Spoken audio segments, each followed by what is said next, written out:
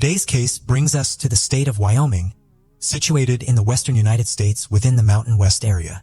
Wyoming shares borders with Montana to the north and northwest, South Dakota and Nebraska to the east, Idaho to the west, Utah to the southwest, and Colorado to the south. Despite being the 10th largest state in terms of area, Wyoming has the second lowest population density, following Alaska. The state's capital and largest city, Cheyenne, is home to just over 65,000 residents. Wyoming's landscape is characterized by the Rocky Mountain ranges and rangelands in the western half, while the eastern half consists of high plains, featuring high-elevation grasslands. The state experiences a division between semi-arid and continental climates, resulting in windier and drier conditions compared to much of the rest of the country. Over half of Wyoming's land is owned by the federal government, often designated for public use. In terms of both acreage and the percentage of a state's land owned by the federal government, Wyoming ranks 6th. Wyoming is renowned for its rich indigenous folklore, awe-inspiring natural surroundings, and magnificent national parks such as Yellowstone and Grand Teton. The state boasts one of the lowest population densities in the nation. Wyoming is also celebrated for its bull riding, cowboy culture, and being home to some of the most breathtaking rangelands on Earth. It is within the borders of Wyoming that the disappearance of Lisa took place in 1988. Lisa Marie Kimmel, the eldest daughter of Sheila and Ronald Kimmel, was born on July 18, 1969 in Covington, Tennessee, and raised in Billings, Montana. After graduating from Billings Senior High School in 1987, Lisa accepted a position as a restaurant manager at an Arby's in Aurora, Colorado, a town near Denver. Sheila Kimmel, Lisa's mother, worked as a regional manager for the restaurant chain, and the two would commute weekly, covering approximately 555 miles between Billings and Denver. Lisa and her mother resided in separate apartments within a Denver apartment building during the week. However, they frequently traveled back to Billings to visit Lisa's father, Ronald, and her other sisters. In the final weekend of March in 1988, Sheila and Lisa made the decision to return to Billings from Denver for a weekend of quality family time. Nevertheless, they opted for different routes as they had distinct plans. Sheila intended to go skiing with her friends, Sherry and Stacy, while Lisa planned to introduce her boyfriend, Ed Jurek, to her family. Consequently, Lisa charted a course to Cody, Wyoming to pick up Ed before heading to Billings, Montana. She chose to take the surface road instead of her usual highway route in order to reach Cody. With the weather conditions being favorable, Lisa should have arrived at Ed's residence late on Friday night, approximately 8 hours after departing. However, she never reached her destination. The following morning, took the initiative to contact the highway patrols multiple times. Subsequently, Wyoming Highway Patrol Officer Alan Lesko disclosed that he had pulled over Lisa for exceeding the speed limit on the night she disappeared. On March 25, 1988, Officer Lesko claimed to have been patrolling in a southbound direction when his radar detected a small vehicle traveling northward at a speed of 88 miles per hour. He swiftly turned his vehicle around and pursued the aforementioned vehicle. Eventually, near Orange Junction, the patrol officer successfully intercepted her. In his official statement, he described her as being well-groomed and possessing the qualities of a respectable daughter. Lisa confirmed her identity by signing the ticket. This interaction marked the last confirmed sighting of Lisa Marie Kimmel. As the week progressed without any communication from her daughter, Lisa's mother began to grow concerned. On March 27, 1988, as tensions escalated, Lisa's father, Ronald Kimmel, arranged for a private plane to search for any signs of the black Honda that Lisa was driving. There was a glimmer of hope that perhaps Lisa had taken a wrong turn and was lost in the vast Wyoming desert. Meanwhile, Sheila, Lisa's mother, tirelessly reached out to as many people as possible, seeking any information that could help bring their daughter back home. The Kimmel family went to great lengths to spread awareness about Lisa's disappearance, creating flyers with her photo and description, and even placing an article in a local newspaper offering a reward for any valuable leads. Initially, this was treated as a missing persons case until a week later on April 2, 1988, when Greg Bradford, a mechanic, stumbled upon Lisa's partially unclothed body floating in the North Platte River in Casper. The sight was horrifying, and it reminded him of the reports he had heard about a missing girl from Montana. Double-checking, he realized with a heavy heart that it was indeed Lisa Marie Kimmel. The entire Kimmel family was devastated by the discovery of Lisa's body, as they had never anticipated such a tragic outcome. Despite their grief, they remained resolute in their pursuit of justice. The Wyoming Police Department spared no effort in investigating the circumstances surrounding Lisa's untimely death.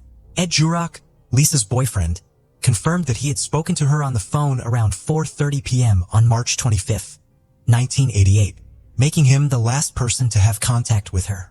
Lisa had mentioned her plan to reach Cody, Wyoming to pick Ed up around midnight.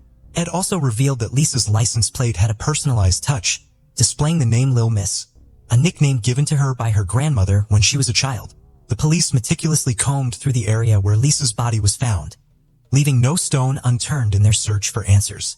Approximately a quarter of a mile away on an old highway bridge, authorities found blood that matched Lisa's blood type. The police concluded that the perpetrator likely resided in the area due to the bridge's remote location and infrequent use. Eyewitness accounts of suspicious activities, such as a car on the old government bridge and headlights flashing in the early hours of the morning, led the police to believe that Lisa's murder occurred on March 26th, approximately 5 hours after she was pulled over for speeding. However, the investigation became more challenging as conflicting information started pouring in. Numerous witnesses claimed to have seen Lisa's car, with some even reporting sightings of Lisa herself.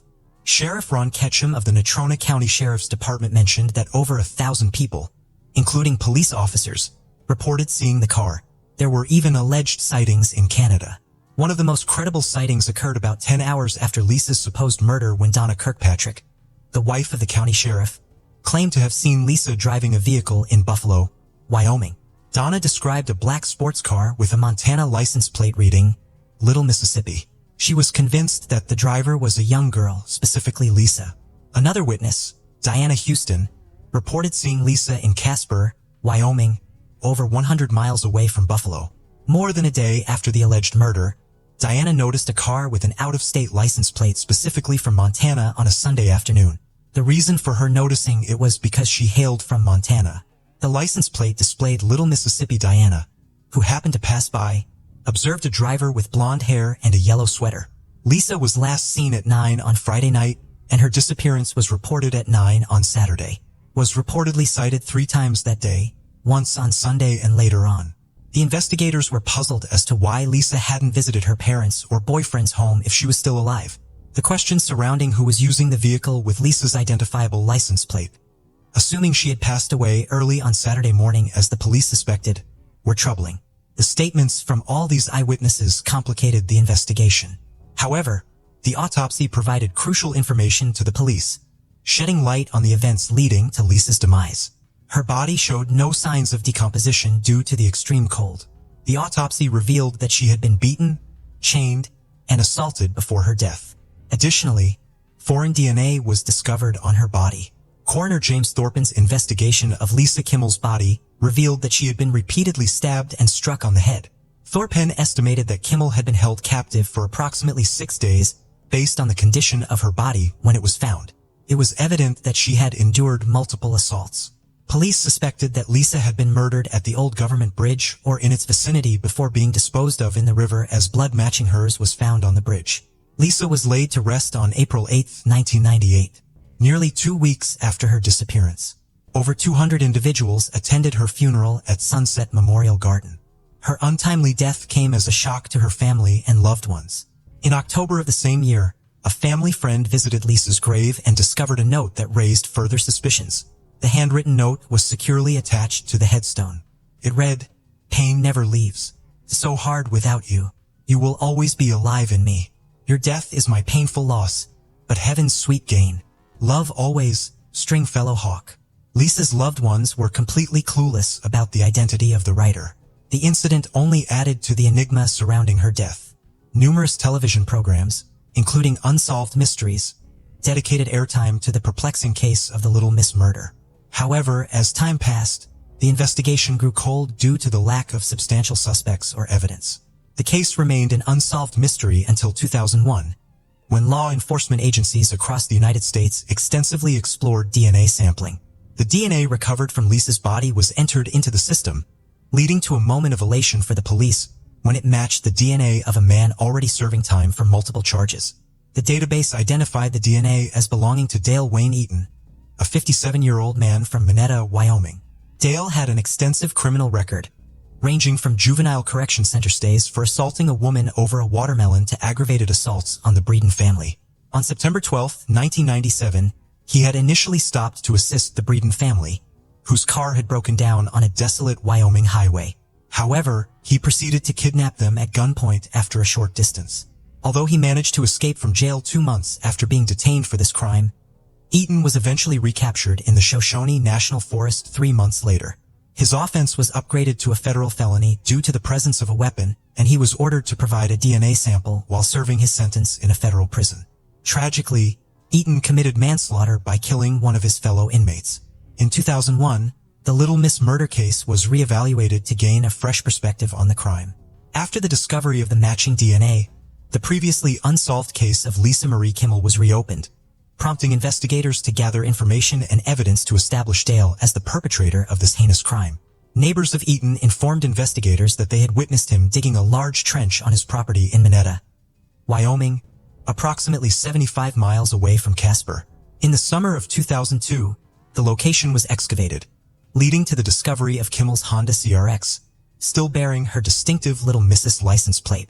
Subsequently, Eaton faced multiple charges related to the Kimmel case, including first-degree premeditated murder, aggravated kidnapping, aggravated robbery, first-degree assault, and second-degree assault.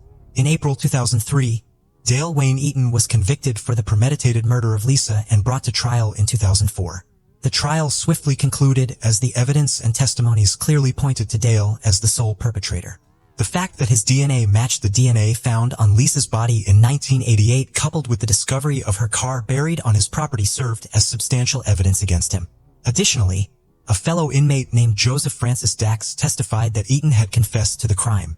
According to Dax's testimony, Eaton accepted Kimmel's offer for a ride, but when she rejected his advances, the situation escalated into kidnapping, assault, and ultimately murder. On March 20, 2004, Eaton was convicted on all charges and sentenced to death. Despite his unsuccessful appeals, Eaton managed to secure a stay of execution in December 2009, just weeks before his scheduled execution in February 2010. In 2014, his death sentence was overturned. Although the state initially intended to pursue the resumption of the death penalty, they withdrew their plea in September 2021. Eaton, who was the sole inmate on Wyoming's death row, was eventually released from his death sentence. On March 25, 2022, Dale Wayne Eaton was informed that he would spend the rest of his life in prison without the possibility of release or commutation. Almost 2 decades after receiving the death penalty, the Kimmel family received compensation in the form of Eaton's property due to a wrongful death case. Unfortunately, the structures were destroyed by fire on July 18, 2005, which coincided with what would have been Lisa Kimmel's 36th birthday. Throughout and after the trial, the Kimmel family expressed their emotions in various ways. Sherry Odegaard, Lisa's sister, believed that the original sentence should have been upheld. Sheila Kimmel, Lisa's mother, requested that Eaton take a closer look at her and her daughters, emphasizing that he had neglected to do so in the past.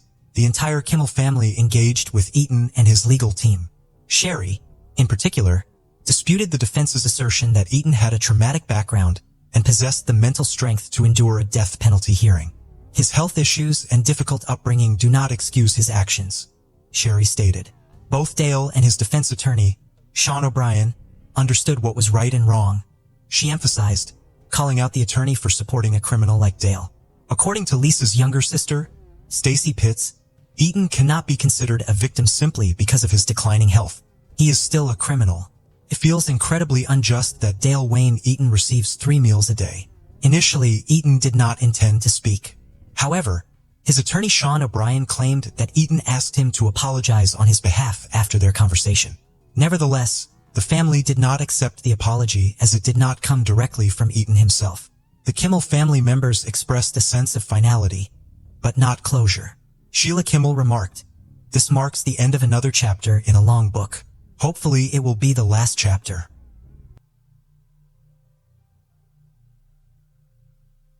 On May 29, 2005, 18-year-old Natalie Holloway embarked on a mission to create lasting memories on her final day in Aruba. Unfortunately, what was meant to be the most perfect date of her life quickly transformed into a nightmarish ordeal when she mysteriously vanished from the vibrant Caribbean islands. Born on October 21, 1986, in Clinton, Mississippi. Natalie later relocated to Mountain Brook, Alabama. She was the eldest of two siblings with a younger brother named Matthew.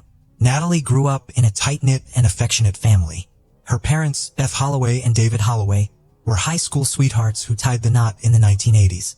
However, their differences eventually led to their separation in 1993 after 13 years of marriage.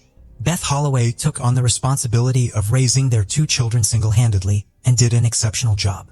In 2000, she married George Jug Twitty, an Alabama businessman, and moved with her children to Mountain Brook, Alabama. Despite the divorce, David remained a pillar of support for his family, ensuring that his children never felt abandoned. Natalie flourished in a nurturing and encouraging environment, excelling academically.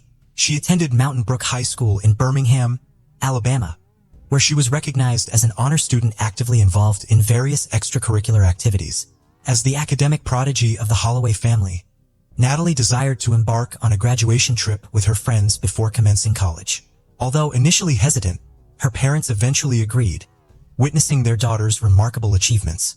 Natalie had aspirations of pursuing a pre-med degree at the University of Alabama, courtesy of a full scholarship.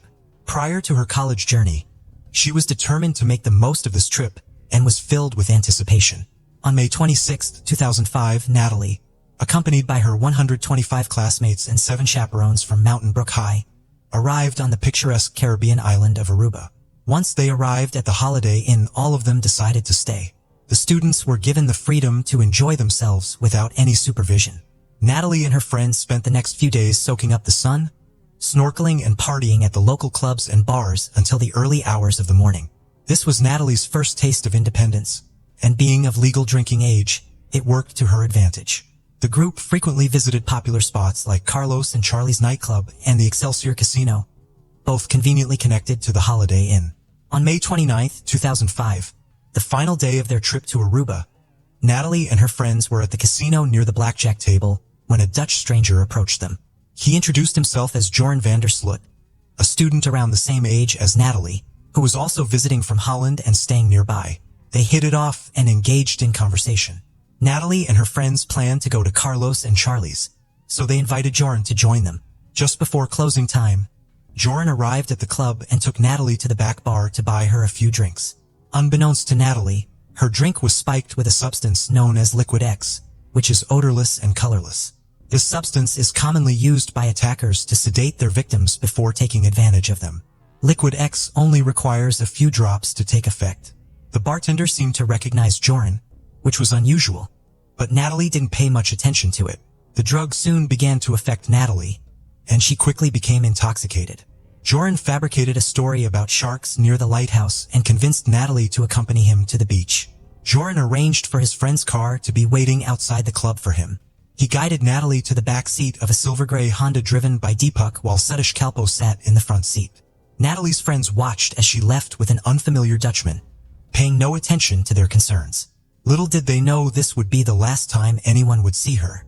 On May 30, 2005, when the students from Mountain Brook High School were preparing to board their plane back home, Natalie was nowhere to be found. The first call was made to Beth Holloway, informing her that her daughter was missing and had missed her flight. Filled with fear, Beth boarded a private jet owned by a friend and arrived in Aruba within 12 hours. She immediately went to the local police station where Natalie's disappearance had been reported and urged them to initiate an investigation. Beth insisted on reviewing the security tapes from the previous night, accompanied by the casino manager. It was then that she discovered her daughter leaving the club with Joran. Inquiring about Joran, she learned that he was a regular at the casino and had connections throughout Aruba's gambling establishments. Joran was known for his reckless behavior involving gambling, drugs, and engaging in suspicious activities. Despite living in his family's estate, he resided in his own private guest house. Further investigation into his background revealed a disturbing pattern. Joran allegedly targeted women on their last night in Aruba. He would isolate them from their friends, drug them, and then subject them to physical assault in his guest house, showing no remorse. Joran had faced multiple accusations of aggravated assault, with victims claiming he took advantage of them while they were under the influence of drugs. However, none of these allegations resulted in any consequences for him. He had meticulously planned his actions, leaving no trace back to himself. Finally, around 3 a.m. the next day, Beth managed to convince the police to accompany her to the Vandersloot residence. There she was met by Paul Vandersloot, Joran's father, who immediately denied any involvement of his son in the case. Joran swiftly joined the conversation, accompanied by his friends Deepak and Satish. When Beth confronted them about Natalie being last seen with Joran at the bar, he claimed that they had only gone for a few drinks and later dropped her off at the hotel. Paul, being a judicial official in Aruba, immediately intervened and instructed his son to cease any further interaction. This professional background provided Joran with a shield, allowing him enough time to eliminate any incriminating evidence. Unfortunately, the police offered little assistance, leaving Beth with no choice but to return to the station. The hotel's CCTV footage contradicted Joran's claims, as none of the cameras captured Natalie being dropped off at the inn.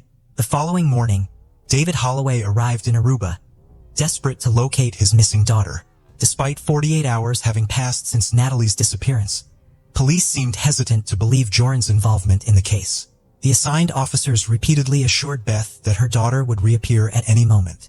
Meanwhile, they began speculating that Natalie may have been under the influence of drugs or had simply run away. With mounting desperation, David Holloway organized a ground search with more friends and family members joining them in Aruba. As news of Natalie's disappearance reached a local media channel in Alabama, news crews and reporters flooded the island. Every news outlet, magazine, and newspaper featured Natalie on their front pages. Prominent channels such as the New York Times conducted extensive interviews with Beth Holloway, further raising public awareness of Natalie's situation. David received calls from other families who had experienced similar incidents of their daughters going missing in Aruba. However, they were advised to abandon these cases due to the lack of leads. As public pressure intensified, the investigating officers brought in Joran and the Kalpoe brothers for questioning. During the initial interrogation by Araban authorities, Joran, Vandersloot, and the Kalpoe brothers, Deepak and Satish, claimed that they had taken Natalie Holloway to California Lighthouse near Ayrshire Beach on the northwest tip of the island to observe sharks. According to their statement, they dropped her off at the hotel around 2 a.m. on the morning of May 30th, 2005. Subsequently, on June 5th, 2 former hotel security guards were arrested after Joran and the Kalpoe brothers alleged that they had witnessed the guards approaching Natalie outside the hotel before driving away. The young men themselves were apprehended on June 9th and detained on potential charges of first or second-degree murder and kidnapping resulting in death. Aruban Attorney General Karen Jansen clarified that the authorities had hoped that one of the suspects would provide conclusive evidence, which is why they were not immediately taken into custody. On June 14th, the beach was thoroughly searched, followed by a search of Duran's residence the next day, during which investigators confiscated 2 vehicles, computers, and cameras. While some citizens criticized the delayed response of the Aruban authorities, others argued that it aided in the accumulation of circumstantial evidence. The security guards were subsequently released on June 18th, and one of them informed the police that a Kalpoe brother had confided in him while they were both incarcerated. The guard revealed that the brothers had not taken Natalie to the hotel, but had instead left her with Joran at a beach near the hotel. Paul Vandersloot, Joran's father, was also questioned by the police and arrested on June 22nd. Additionally, reports emerged regarding the arrest of Steve Gregory Crows, a DJ on a party boat who may have had some connection to the case. Both Crows and Paul were released on June 26th. Satish Kalpoe admitted to providing false information to the police during his initial trial and subsequently altered his statement, claiming that he and Deepak had indeed dropped off Joran and Natalie at the hotel, and that was the last they had seen of them. In the meantime, a gardener at the Aruba Racket Club provided a sworn statement to the police, stating that he witnessed all 3 men in a car near the club around 2:30 a.m., contradicting the Kalpoe's claim that they were already home. As each statement emerged, the case became more convoluted, and there were still no signs of Natalie. Despite the exhaustive efforts of the Aruban Police Department, Dutch Marines, Federal Bureau of Investigation agents, and numerous locals who meticulously searched every inch of the land, no evidence was found. However, a volunteer group took matters into their own hands and dispatched diverse and sonar equipment on June 25th, hoping to uncover any clues. It wasn't until 6 weeks after Natalie's disappearance that her family decided to offer a reward of $200,000 for her safe return, with an additional $100,000 reward for any information leading to the resolution of the case. By the end of July, the reward was increased to $1 million if Natalie returned home alive. Beth remained in Aruba for a total of 2 months, departing just a few weeks before the Kalpoes, who had been previously released on July 4th, were rearrested on August 26th. However, the brothers in Iran were all released again by September 3rd. In late August, divers from the Aruba Search Team and Rescue Foundation conducted another search after receiving a tip about human bones detected by a radar machine approximately a mile off the coast. Unfortunately, their efforts yielded no results. In March 2006, 10 months after Natalie's disappearance, Ereban authorities revealed that witnesses had informed them about her heavy drinking and possession of drugs that night, although no one claimed to have seen her consuming any substances. Deputy Chief of Police Gerald Dompig stated, "We strongly believe that she may have gone into shock or experienced some adverse reaction due to the combination of alcohol and possibly other drugs, either voluntarily taken or administered to her, resulting in her collapse." With the belief that she had passed away, the search teams focused their efforts on the beach, where Joran claimed to have last seen her, as well as a nearby salt pond in search of forensic evidence. Throughout this time, Joran's account of events continued to change. He found the media attention he received quite intriguing and cleverly used it to his advantage. Joran frequently contacted news channels, claiming to have new evidence related to the case in order to extort money to fuel his gambling addiction. Joran van der Sloot was born on August 6, 1987 in Arnhem, Netherlands, to parents Paulus van der Sloot and Anita van der Sloot-Hugen. He was recognized as an honor student and a star athlete at the International School of Aruba. His father, an attorney, was in the process of becoming a judge when Natalie Holloway disappeared. Watson, one of Natalie's close friends, recalled her first encounter with Joran. "I remember he's really tall. I remember looking at him thinking, 'Oh, who's that guy? You know, he's hanging out with my friends.'" She continued, "I wasn't really suspicious. I mean, he's gonna come out with us later." Joran was easily identified by Holiday and staff as a regular who targeted young female tourists. He spent 3 months in jail, but was released without any charges. A judge determined that there was insufficient evidence to keep him detained. Towards the end of 2007, he and the Kalpo brothers were arrested again, but once more, they were released without any consequences. Joran traveled freely around the world, residing in Thailand for a brief period. Engaging in suspicious activities, he managed to evade capture. He frequently discussed the case, seemingly enjoying the fame it brought him, but his temper was quick to flare. During a sit-down interview with Dutch crime reporter Peter de Vries in January 2008, he threw a glass of wine in Peter's face when questioned about his credibility. In November 2008, CNN reported that Arabian authorities had 2 new leads to pursue. Initially, a witness came forward claiming to have seen Paul van der Sloot on the night of May 29, 2005. He informed the authorities that he was at home sleeping at 7 a.m. on the night in question, while his son was near a pond on the island at 4 a.m. on May 30, 2005. According to the witness, a young man, soaked from the waist down and wearing only one shoe, was seen running from the pond towards a fast food restaurant. Shortly after, an older man in a red Jeep accompanied the young man, passing by about 10 minutes later. Another tip came from Joran's ex-girlfriend, who claimed that he had once said to her, "You never know. You might be on the beach with someone who can dispose of a body." In their quest to find Natalie, the family enlisted the help of private investigator Tim Miller, who spent nearly a year going door to door in Aruba, often accompanied by David Holloway.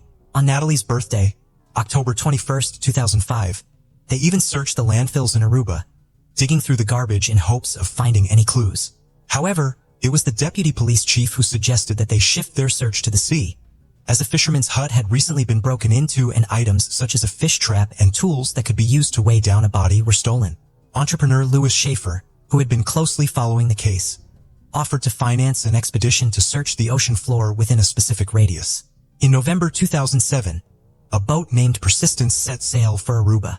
On December 24th, they discovered what appeared to be a fishing trap approximately 90 feet below the surface.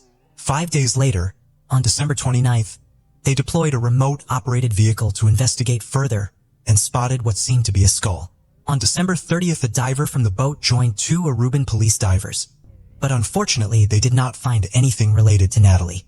Despite numerous leads and witnesses emerging from time to time, they all ultimately led to dead ends. In the early months of 2008, David received a message from someone named Marcos, who claimed to have insider information regarding Natalie's disappearance. According to Marcos, drug runners had been paid to dispose of Natalie's body at sea, but instead they took her remains to Nicaragua and concealed them on land. Intrigued by this revelation, David traveled to Nicaragua to meet with Marcos in person. Marcos offered to accompany David to the hiding spot using a GPS tracker to search for Natalie's remains. According to official reports, Marcos contacted David later, claiming to have found Natalie. He described her wrapped in a blanket, but unfortunately her body had decomposed. Marcos insisted that they had to place her in 2 ice chests. After this incident, Marcos vanished without a trace, never to be heard from again. In February 2010, Paul Wandersloot, Joran's father, unexpectedly passed away from a heart attack, leaving Joran in a state of uncertainty. In March of the same year, Joran reached out to John Kelly, Holloway family's attorney, using the pseudonym J.P. Sanders. In a desperate plea, Joran claimed to know the whereabouts of Natalie Holloway. Joran's email expressed his desire to come clean, stating that his father's death had removed any reason for him to hide the truth. He offered to assist Natalie's family, but requested a substantial sum of $250,000 in return. Joran proposed that he would disclose what happened to Natalie and where she could be found, allowing Beth to bring her home. After receiving Beth's permission, John Kelly arranged a meeting with Joran and Aruba, agreeing to provide an initial payment of $25,000. During their meeting, Joran asserted that he knew the location of Natalie's body. When John inquired about the consequences if they didn't pay him, Joran callously replied that Beth could wait another 5 years without any remorse. Faced with this distressing situation, the Holloway family sought assistance from the Federal Bureau of Investigation. They devised a plan to trick Joran into believing he would receive payment, intending to catch him engaging in wire fraud. This would, at the very least, provide legal grounds to detain him. John and Joran crossed paths once again, and this time John transferred a total of $25,000 to him.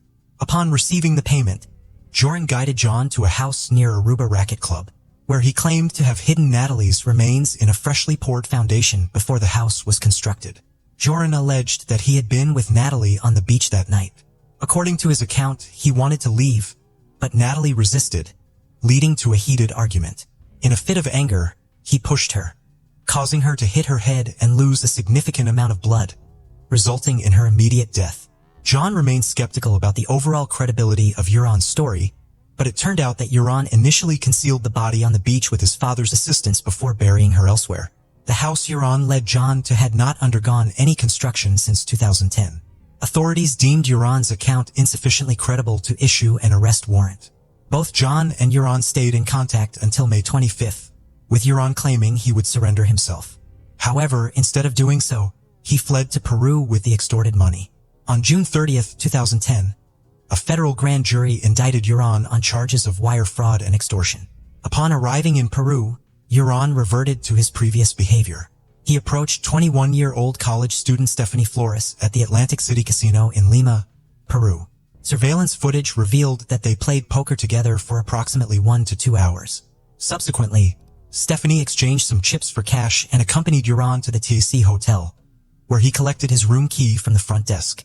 At around 5:33 a.m., they were last seen ascending the stairs before entering room 309. On May 30th, 2010, at 8:36 a.m., Joran was observed locked out of his room, contacted the front desk for assistance. 20 minutes later, he left alone, carrying only a backpack. The television in the room remained on and he instructed the clerk, "Don't disturb my girl," before departing. 2 days later, hotel staff discovered Stephanie's severely beaten body inside room 309. Stephanie's father, Ricardo Flores, was a well-known entrepreneur and former professional race car driver, which undoubtedly attracted significant attention from the local media. Joran, on the other hand, fled to the south and was eventually apprehended in Chile. He made every effort to alter his appearance, shaving his head and dyeing his hair blonde as well as discarding most of his clothing. However, Joran chose to keep his laptop, refusing to part with it. Initially, Joran vehemently proclaimed his innocence to the Lima police, but after 4 days in custody, he finally broke down and confessed to the murder of Stephanie. According to his account, they had gone up to his room to engage in some online gambling. During a brief absence, Joran returned to find Stephanie going through his laptop, discovering information related to Natalie's disappearance. This discovery caused Stephanie to panic and attempt to leave the room, further enraging Joran, ultimately leading to her tragic demise. Stephanie suffered a broken neck and was likely paralyzed minutes before her death. The subsequent autopsy revealed that she was conscious when Joran placed her lifeless body on the floor and briefly left to take a shower. Upon realizing that Stephanie was still alive, he used his shirt to strangle her. Before fleeing the scene, Joran committed one final act of disrespect by positioning Stephanie's deceased body in a suggestive manner before departing. The entire population of the United States was shaken by this event, as history seemed to be repeating itself with another victim. 5 years later, on the very same day, Beth Holloway, Natalie's mother, was devastated, and finally, Joran faced trial. He was charged with first-degree murder and robbery in Peru, in addition to wire fraud and extortion, as suggested by the U.S. Attorney's Office in Birmingham, Alabama. The defense argued that the crime should be classified as manslaughter, citing Joran's severe psychological trauma resulting from the Natalie Holloway case. However, Joran ultimately pleaded guilty to the murder charges. The court handed Joran a 28.5-year prison sentence in 2012, marking a significant victory for the Holloway family after enduring years of trauma. Beth Holloway made a trip to Peru to visit Joran at Castro prison in September 2010, where a Dutch documentary crew shed light on his life in one of the world's harshest cells. Beth expressed a sense of liberation, stating Joran was incarcerated, and this is what I had been striving for over the past 5 years. This was my goal all along. Joran's imprisonment served as a pivotal moment for the families of the victims, allowing them to finally progress with their lives. In July 2014, Joran was preparing to marry his pregnant Peruvian girlfriend, Lydie Figueroa. Lydie revealed to CBS that she met Joran in 2010 during a visit to another inmate with her cousin. Conjugal visits were permitted at Piedras Gordas, the maximum security prison in northern Lima, where Joran spent his initial years before being moved from Miguel Castro. According to Lydie, her partner had undergone a significant transformation. In August, Joran was relocated to the more isolated Calapaica prison in the Andes Mountains due to an alleged threat against the warden at Piedras Gordas.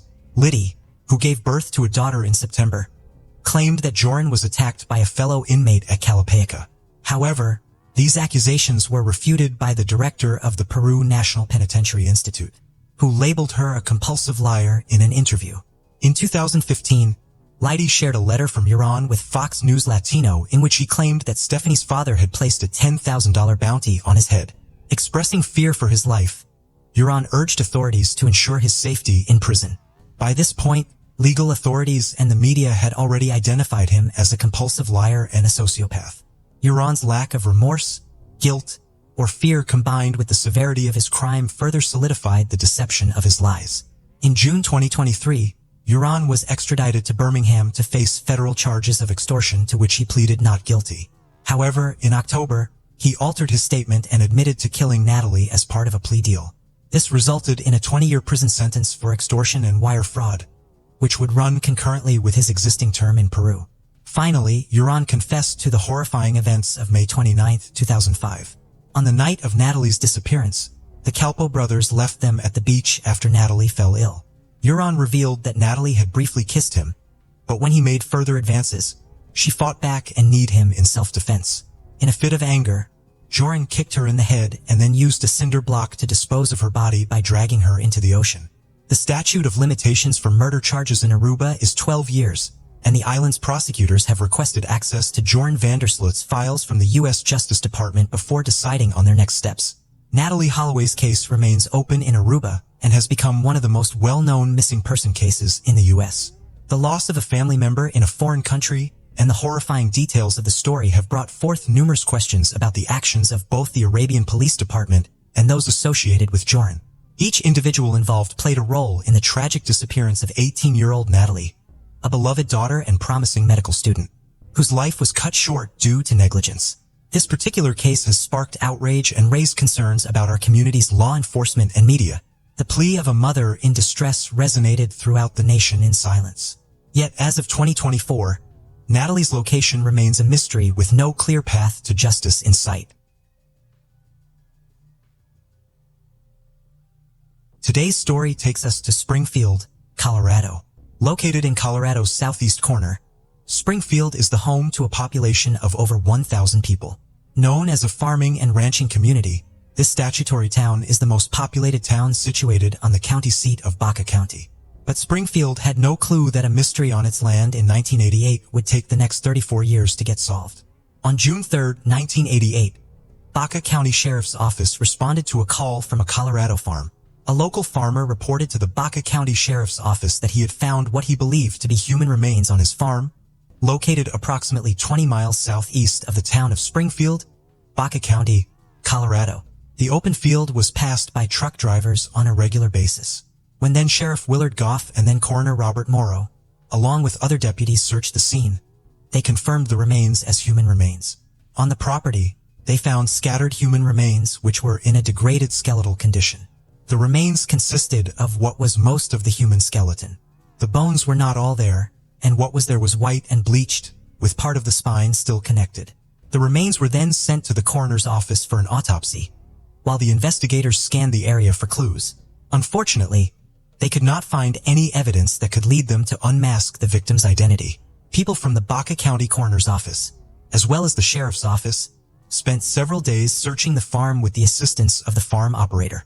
They documented several items found on the property and screened the soil in the area of the search of potential evidence.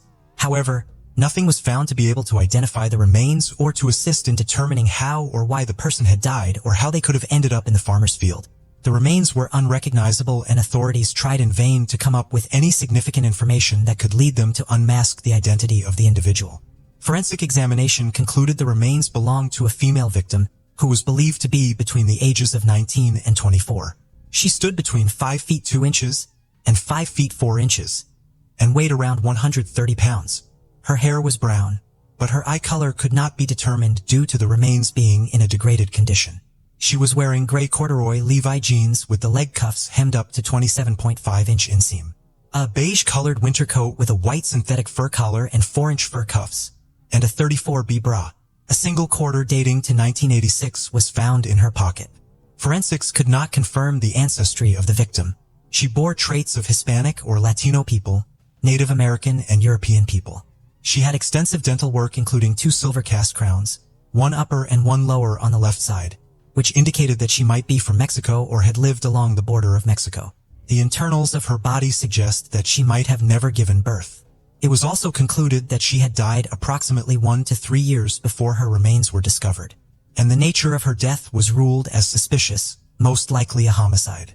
As the victims remained unidentified, authorities at the same time were unable to track down any of her relatives to hand down her remains to her family. With the unavailability of a name, the victim was named as the Baca County Jane Doe. In 2005, Jane Doe, along with copies of case information, was buried in the Springfield Cemetery, while all the original records of her death were kept at the Sheriff's and Coroner's Office. Despite not having any significant evidence about the death of the Baca County Jane Doe, authorities did not give up in their attempts to solve the case. Over the years, multiple attempts were made to identify her. Dental impressions were made and dental records of the victim were submitted to the National Crime Information Center to try to obtain a match within the missing persons database. DNA samples were also taken and submitted for analysis, even though DNA was in its infancy at the time when it came to identifying victims. An anthropological study was conducted on the remains to gather information about any possible evidence on the body that could lead to its identification. Investigators also developed a facial reconstruction to get an idea of what the person might have looked like. Even the filings in her teeth were analyzed in an attempt to determine the previous location of the deceased before her death. Many possible matches, including potential dental matches, were received. But as the investigation progressed, each potential match was ruled out after comparison with the remains. Investigators also held press conferences sharing details about this case and urging the public to come forward with any knowledge they might have about the victim. But nothing was drawn from that and no one came forward. Despite the diligent efforts of the investigators, the deceased remained unidentified and the case turned cold. After remaining unsolved for over 3 decades, finally in 2021, the case got unexpected assistance and was sent in a new direction. In May 2021, the Baca County Sheriff's and Coroner's Office were contacted by an investigative intern working for the Colorado Bureau of Investigation. The person asked for permission to submit the data from the 1988 Baca County Jane Doe case and to name us, a national database of missing and unidentified persons, as well as a resource center for families to find their missing relatives, which was launched in 2007. It did not bring an immediate result, but the case got renewed attention, which also brought up other resources. Combining their resources with the Baca County Coroner's Office, Baca County Sheriff Aaron Shiplett hoped to get a breakthrough in the case of this Jane Doe. Multiple people from the sheriff's office and coroner's office spent time combining the relevant case information from both agencies' case files into the sheriff's office database using the original documents, which were almost 34 years old. After uploading all the information, several detectives were appointed to analyze it. On the other hand, Shiplet was also trying to contact a genetic genealogy lab, as he was hopeful that advances in technology could potentially identify Jane Doe. In July 2021, the Baca County Coroner's Office made contact with Solved by DNA, which is a Castle Rock-based genetic genealogy company, in an attempt to identify the Baca County Jane Doe. This company possesses expertise in investigative genetic genealogy and advanced DNA testing of crime scene DNA or DNA from unidentified human remains. After developing a DNA profile from the unidentified DNA, they used traditional genealogical research to predict whether a suspect or an unidentified person may fit into a family tree based on numerous DNA databases. However, an obstruction was already on its way to solving the case. Although Jane Doe had her DNA records in the original files of investigations, due to the limitations in technology available at the time, those records were not adequate to do a familial DNA study, and new DNA samples were needed to conduct the investigation. On December 13, 2021, an investigative team of the Baca County Sheriff's Office led by Shiplet exhumed the remains of Jane Doe from the Springfield Cemetery and obtained new samples of familial DNA testing and research before reburying remains. The samples were then delivered to the Colorado Bureau of Investigation in Pueblo for analysis. Learned about a possible familial DNA match. Solved by DNA notified the sheriff's office that they had been able to locate a person through their DNA research that could be a possible family member of Jane Doe. The Baca County Sheriff's Office soon began their process of tracking down and contacting several other possible family members of the match, and was able to get them in touch with Solved by DNA. Solved by DNA then requested them to submit their own DNA for analysis, which was necessary to determine if the Baca County Jane Doe was related to them. As family members agreed, Solved by DNA initiated the process of obtaining their DNA for the necessary research. A month later, on September 26, 2022, the Baca County Sheriff's Office was notified by NAMUS regarding their discovery of a separate familial DNA match for Jane Doe. The match was linked to a person who lived in Texas and had submitted their DNA to the McAllen Police Department in Texas in 2004 in an attempt to search for missing mother, Nora Alia Castillo. Nora's daughter, Josie Castillo, was the one who submitted her DNA to the McAllen Police Department in the process of locating her missing mother. The missing person report of Nora Castillo was filed in 1996, even though she had been missing since 1986 or 1987. According to the report of the McAllen Police Department, the last contact with Nora Castillo was a collect call from somewhere in Colorado shortly before her disappearance. After further DNA testing and analysis, the identity of Baca County Jane Doe was finally confirmed as Nora Castillo. Josie Castillo could not spend much time with her mom while growing up since she lived with her dad. Despite that, she remembered her being an outgoing person who loved to laugh and smile. But Josie also remembered how social services got involved when she was 6 and her sister Crystal was 3. At a time when Nora was going through some issues, Nora attempted to get them while they lived in New Mexico with their dad. But getting into some trouble led her to the jail in Hobbs, New Mexico. From there, it said that she went to a mental institution and that was the last time anyone ever saw from her. 4 years after their mother's mysterious disappearance, the daughters wondered about Nora's whereabouts and how she could be found. The Baca County Sheriff's Office stated, almost 36 years. The family of Nora Alia Castillo finally knows where she is. Along with Josie, her sister Crystal was also notified about their mother's final fate. Although their hope of ever getting their mother alive was shattered, they were happy to have a sense of closure after all these years of waiting. All this came out of absolutely nowhere, and it's a lot, Crystal stated. Despite seeking answers regarding what led to her mother's untimely demise, Josie said she can now go to sleep at night knowing where her mom is thanks to genetic genealogy. My heart is healing. There's a healing process now, Josie stated. Nora's family has since been able to visit Nora's last resting place and even the location where she was discovered. However, authorities are still unaware of what happened to lead to Castillo's death. The details of how Nora Alia Castillo died or why she was in Colorado are still under investigation. For now, this case is still being investigated as a potential homicide. Baca County Deputy Coroner Everett Brissendine said, "We're hoping we would get some kind of tip that would lead us to knowing more about why and how she died." After 3 decades of remaining as a Jane Doe, Nora finally reunited with her family, but even in death she is still deprived of justice. If anyone out there knows anything, Do not hesitate to come forward, as your information could be invaluable to unmask the murderer. Do you think Nora's daughters would have ever known the fate of their mother without the miracle of genetic genealogy? 80-year-old Antonio Rodriguez and his 77-year-old wife Luz lived in Cleveland, Texas in 2005. Antonio was a World War II veteran. The couple had been a beloved fixture in Cleveland and were known for their kindness. They operated a small Mexican food restaurant from their home to serve shift workers at a local plywood mill. On April 14, 2005, the couple's daughter Carolina Tejeda went to their home to make lunch for them. They didn't answer the door, so she thought they might be asleep, but still entered to make them lunch. Carolina then found her father's body on the floor of their bedroom and her mother's body in their bed. They had both been beaten and strangled. Police dogs were able to track the scent of a suspect across some railroad tracks to a nearby apartment complex, but were unable to lead investigators any further than that. Blood from an unknown suspect was found on a large rug in the couple's home and the DNA was entered into the FBI's combined DNA index system, but there were no hits at the time. For years, the case went cold.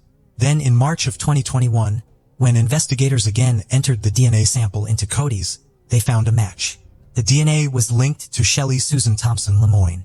She was serving time in a Texas prison for an unrelated drug offense. Lemoyne denied knowing the Rodriguez family and having any involvement in the crime. Another DNA sample was taken from her at the prison, and it was matched to the DNA found at the crime scene back in 2005.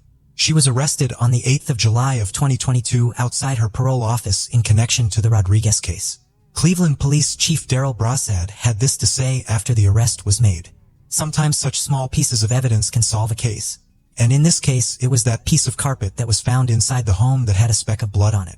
For the couple's family, it was a welcome development in the case that has continued to haunt the family. Their daughter, Carolina Tejeda, who made the horrific discovery, said, "I knew it would come. I didn't know this long, but I knew this day would come. The community has always kept our parents in their prayers, and we're just very thankful, and God is good." She also said that she believes more people could have been involved in the slaying, and that she did not know and had never seen Thompson Lemoyne. Martin Rodriguez, another one of the couple's 10 children, said that he believes the arrest is the first step in helping the family heal from the tragedy. "I have seen the hand of God at work today. Our family is extremely relieved that there is activity in our parents' case. We are grateful for the efforts of the Texas Rangers, particularly Ranger Bess, Cleveland Police Department, and the Liberty County District Attorney's Office. They have shown that they do care about what happened to our parents. They have restored our hope and faith in the justice system." Our story begins in 1989 when on the 25th of March, Karen Downs and her husband Robert, known as Bob, welcomed their daughter Charlene. Charlene was their third child. She had two older sisters, Rebecca, known as Becky, and Emma. Charlene was later followed by the youngest of the Downs children and the only son, Robert. Charlene was described as a music and animal lover, someone who was close to her siblings with a cheeky and funny side. Bob and Karen had married on the 2nd of May, 1987 at a church in Hillfields, just north of Coventry City Center. Hillfields is one of the more deprived areas of the city, with antisocial behavior and crime being common problems. Life in the Downs household could be described as chaotic or dysfunctional, and run-ins with the police and social services would happen. Those who knew the couple made allegations that Bob was addicted to alcohol and could show serious levels of violence and aggression towards his children. The court document from 1989 showed that the family had been under investigation by social services and West Midlands police, and it was found that a convicted rapist had had 3-year-old Emma in their car without supervision and had also been in the Downs family home. Bob was given the advice that the person in question should not be allowed into the family home again. But this didn't happen, and Bob continued to have drinks with the individual in the pub. The police conducted a video interview with Emma in the hope it would unveil something more, but she disclosed nothing. She would later move out of the family home and in 1993 moved in with her grandfather and his wife. After Emma moved back to the family home in 1997, allegations of sexual assault were made against a family friend. Allegations also made by Charlene. The friend was allegedly trusted by the family to take the children to school in the morning, and a report from social services states that it was believed Karen and Bob were aware of the abuse but failed to act. When Charlene was 9 years old, an allegation was made that a friend of her parents had forced themselves on her. Now, at the risk of the children being removed from the home and taken into the care of social services and the potential prosecution for neglect. In 1999, the family moved out of Coventry and up north to Blackpool. For many, Blackpool brings back memories of the illuminations, arcades and ice creams on the beach. During the day, the piers, promenade and beach are full of tourists looking for some time away. Home to the Blackpool Tower and the Tower Ballroom, many a famous face has performed in the town, everyone from Frank Sinatra to the Beatles. Thousands of people visit Blackpool every year during the summer months and tourist season, especially for the illumination switch on. But behind the bright lights lies a very different town. A large proportion of those who live there live in deprived areas, and it is the sixth most deprived authority in England. There are high amounts of unemployment, and the death rate of those who die from alcohol-related deaths is the highest in England. There are also high levels of poverty, and the town is the 12th poorest area in the whole country. As concerns over the welfare of the children continue to grow, Charlene, Emma, and Becky were placed in foster care after they said they no longer wanted to be at home. This placement did not last for an extended period of time, and the children were returned to the house. In 1999, Becky Downs alleged that her father was violent, and social services said they were going to take it to court to try and obtain a prosecution. By the end of 1999, the children were put on the at-risk register, and it was reported that domestic violence was present in the home. One of Charlene's friends, Martin, said he not only saw Bob's violence, but also predators at the Downs house. By early 2000, at the age of 11, Charlene was staying at different homes and told the workers from social services that she was being beaten by her parents, showing them bruises. In March of that year, Charlene's school began to raise concerns that she was failing to attend classes and wasn't coming to school. Her parents said they didn't know where she was, as she stayed with many different people. A few months later, in June, Charlene was examined by the hospital, and based on what it found, it was suspected that she was the victim of sexual abuse. She made the allegation that her father had become violent and thrown her across the room. Following this, she disappeared for 2 days. Over the course of a 12-month period, Charlene would make 13 visits to a sexual health clinic with her grandmother. She had bruising on her body, including her inner thigh. Social services spoke to Bob about their concerns that Emma had been seen with older men in the family home, and Bob later moved out to appease those from social services. He moved to Buchanan Street in September and took Charlene and her brother Robert out of the care of social services and against the wishes of the authorities.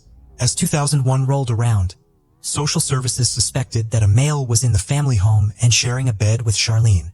In April of that year, there were more allegations made by Becky and Charlene regarding Bob's excessive drinking, and the men he used to bring to the house and the inappropriate sexual advances these men would make.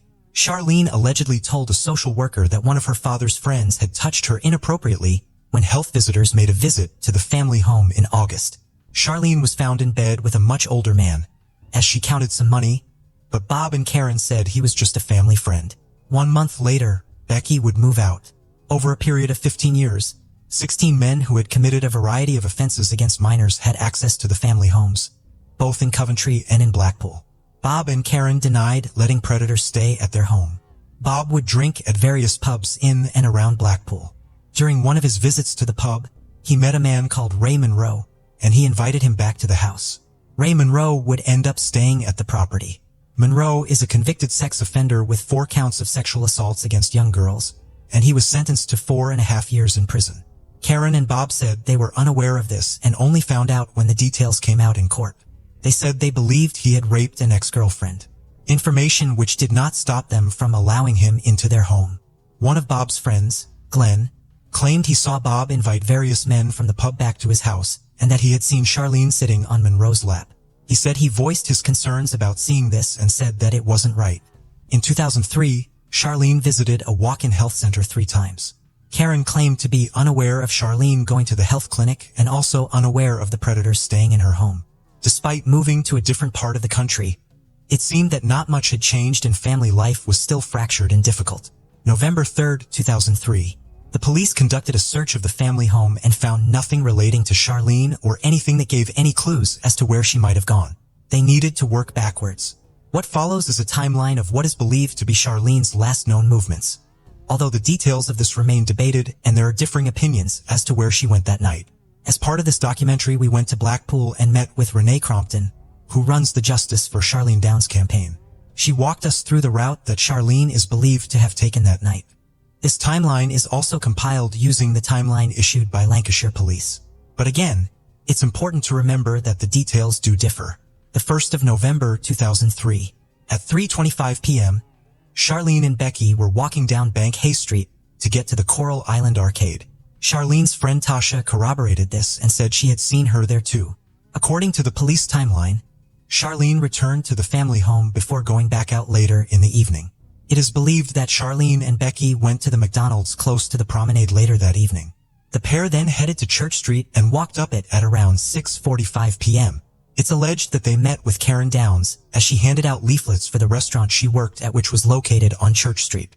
Charlene then headed to a phone box on Leopold Grove before saying goodbye to her mother and going off with her friends. It's reported that Karen Downs gave them money.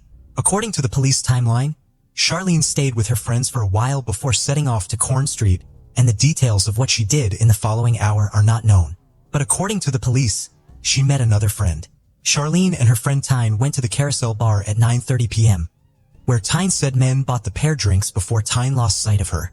She said she never saw Charlene again. This does differ from the police timeline, which says they went back into town before going their separate ways near Abingdon Street and Talbot Street at 11 p.m. The last claimed sighting of Charlene was in an alleyway off of Abingdon Street at 11 p.m. This alleyway is somewhat notorious in Blackpool, various takeaways back onto it, and young girls in the town would often use the alley to go into the shops via the back doors, later returning with things like money and cigarettes. Charlene had been expelled from school, and as she was now lacking in structure and routine, she would spend more time in the town center and in the alleyway. As the investigation continued, there was no sign of Charlene Downs. Missing persons posters were put up and people were hoping for any news of her whereabouts. But the investigation soon stalled, and the leads were proving fruitless. Then a year later in November 2004, someone would come forward and the case would take a dramatic turn. A man called David Cassidy came forward to the police with a disturbing story to tell. David Cassidy owned a local business that supplied slot machines to shops in the area. He said that a man called Tariq had claimed his brother, Ayed Al-Batiki, had confessed to murdering Charlene, and that another man called Mohammed Raveshir helped him to cover it up. Mohammed Raveshi had been born in Iran before moving to the UK. He owned and operated Funny Boys fast food on Dixon Road, which is how he knew David Cassidy. One of his employees was his friend and tenant, Ayed Al-Batiki, who was originally from Jordan. This was the break that the police had been looking for. They asked David if he would wear a concealed microphone and talk to Tariq again to ensure that the conversation was recorded. David agreed. In the recording, Tariq is heard saying he never said those things, adding that it was bullshit. The police would later insist they had never seen or heard this recording. In January 2005, the police conducted a search of the home of Mohammed Raveshir, but nothing of note was found. On the 22nd of February, Mohammed and Ayed were brought in for informal questioning, and whilst this was taking place, wiretaps were put in place to record conversations. As part of a covert operation. During the operations, Mohammed could be heard speaking to somebody about David Cassidy. They joked that he should be killed and then turned into a kebab. Mohammed's friend says, "You have a kebab shop, sell it." Mohammed laughs and replies, "Yeah, make a fake little kebab." While the police were conducting their covert operations, a woman whose identity is protected said she had gone into Funny Boys for a coffee after having a few drinks at another establishment. She said she had then woken up in the upstairs flat. She was on a bed with no clothes on. She could not recall how she had come to be in the flat or why she was naked. She said she quickly got dressed and ran out of the building down the alley. She stated she heard a man calling out to her and asking her to come back. When she looked back at him, she said he was holding some money in his hand. She went to the police to report the incident, and the police allegedly told her that the person responsible was Ayed Al-Batiki, and that he had raped her and filmed it. The woman also claimed that two police officers, Jan Besant and Don Fraser, asked her to make claims that she couldn't be sure were true. She refused and her case was dropped. No investigation was undertaken and charges were not filed. Covert recordings were made over 4 weeks and produced 52 CDs in total. However, officers would later describe the recordings as too distorted to use. One of the officers working on the case was Jan Besant, a detective sergeant. She offered to transcribe the tapes and would spend the next 2 years doing this. As well as running the takeaway business, Mohammed used to be a foster father for vulnerable children in Blackpool. Jan Besant questioned one of Mohammed's former foster daughters, and she confirmed that there was nothing untoward about him and offered no incriminating or otherwise suspicious stories about him. However, one of Muhammad's ex-foster daughters would later accuse him of sexual assault. Muhammad also lived 2 doors down from Dawn Fraser. He was also working on Charlene's case. Muhammad alleged that Dawn's wife had said that Dawn had difficulty performing in the bedroom and that she had made a pass at Muhammad. Muhammad said he turned her down and this situation was the root cause of Dawn's issues with him and their falling out. This story was very different from Dawn's. Dawn later claimed that his relationship with Muhammad had fallen apart after hearing that Muhammad had shown a pornographic video to underage girls in his home. He added that his wife had never liked Muhammad. These are allegations that Muhammad refuted. With still no sign of Charlene, the police changed their strategy. This was no longer a missing persons case.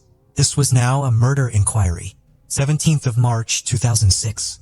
It was reported that 2 people had been arrested. Ayed al-Batiki had been charged with murdering Charlene Downs and Muhammad Raveshar was charged with helping him dispose of her body. In May 2007 at Preston Crown Court, Muhammad Raveshar and Ayed al-Batiki went on trial. The prosecution claimed that either Muhammad or Ayed had been having a sexual relationship with Charlene, and that if the police had found out, they would have been in trouble. But both men said they didn't even know her, let alone have a sexual relationship with her. However, multiple people would later state that they had seen Charlene behind the counter at the takeaway shop, as well as experiencing inappropriate behavior. Emma Downs described IAD as a creep and said she had seen him behaving badly in nightclubs towards young girls. The police also claimed that there had been multiple allegations of sexual assault lodged against IAD. Muhammad's house had been searched extensively, carpets and floorboards were removed, and the property was gone through with a fine-tooth comb. No DNA evidence was found. The police said that the house had been cleaned, but Muhammad argued that there was no evidence for them to find there in the first place. The defense requested that the audio recording of the conversation between David and Tariq be submitted, only to be told it couldn't be found. The court then ordered that the police needed to find the audio and give it to them. And CD was subsequently found, but it had a huge scratch on it, and as a result the police said they believed it wouldn't be playable. Jan Bazin would later claim that if the audio CD had been properly declared, approval would not have been given to search Muhammad's home, nor to putting the recording devices in place. Dawn Fraser's account had been the one to enter the audio CD of the conversation with Tariq into the system. But he said this was not him and that he had been framed by someone else using his PC and logon details. He would later say, during the proceedings, the covert recordings were played to the court and the transcriptions made by Detective Sergeant Jan Besant were the captions. Claims were made during the trial that after Charlene had been murdered, her body had been dismembered and put into kebabs in the takeaway, and that her bones had been crushed up and put into the grouting. There is no evidence for either of these things happening. This narrative has been pushed and repeated when discussing Charlene's case in spite of the lack of evidence to back it up, reducing Charlene to nothing more than a cruel urban legend. After the defense and prosecution presented their cases, it was time for the jury to deliberate. After 49 hours of discussions, they had failed to come to a verdict. As a result, the jury was formally discharged. On the 15th of September that year, a memorial was held for Charlene, which was funded by the far-right British National Party. An inquiry was also set up by the Independent Police Complaints Commission, and it found that the investigation into Charlene's disappearance was handled unprofessionally. This led to 2 officers facing disciplinary action, and one of them subsequently being cleared of any wrongdoing. In April 2008, a retrial was ordered, but this would soon come to a grinding halt and later totally collapse. The Crown Prosecution Service, upon re-examining the evidence, found that there were serious issues with the evidence presented, that they had grave doubts about how reliable some of the evidence was. The covert recordings were criticized for their poor quality, and the accuracy of the transcriptions made by Jan Besant was described as low.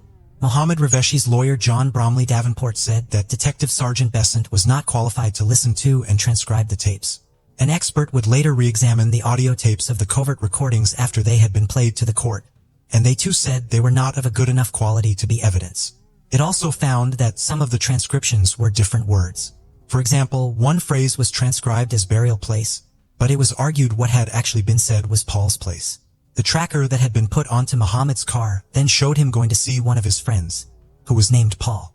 Forensic audiologist Elizabeth McClellan said that Jan Besant's transcripts should not have been used during the trial. She said this is a classic case of cognitive priming. The evidence presented by Jan Besant was potentially misleading. It's extremely important that when recordings are transcribed, that the person transcribing them has no prior awareness at all about that evidence. In this case, it shows several signs that she was subject to bias and influenced by the events that she was investigating. Both men were subsequently released. The charges against Ayed and Muhammad were dropped. They were acquitted and given £250,000 in compensation.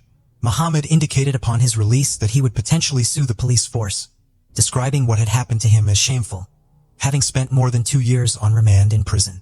Muhammad said that David Cassidy, who had made the statement that had led to the police looking into him and Ayed, had worked for him at one point, but he had been forced to let him go as he was bad at his job. David was enraged by being fired and proceeded to harass Muhammad as well as vandalize the shop. Tensions reached a boiling point when the pair ended up having a physical altercation. It was after this that David gave his statements to the police regarding what had allegedly been said to him. In 2011, Jan Besant was found guilty of 2 counts of misconduct and was forced to resign from the police force.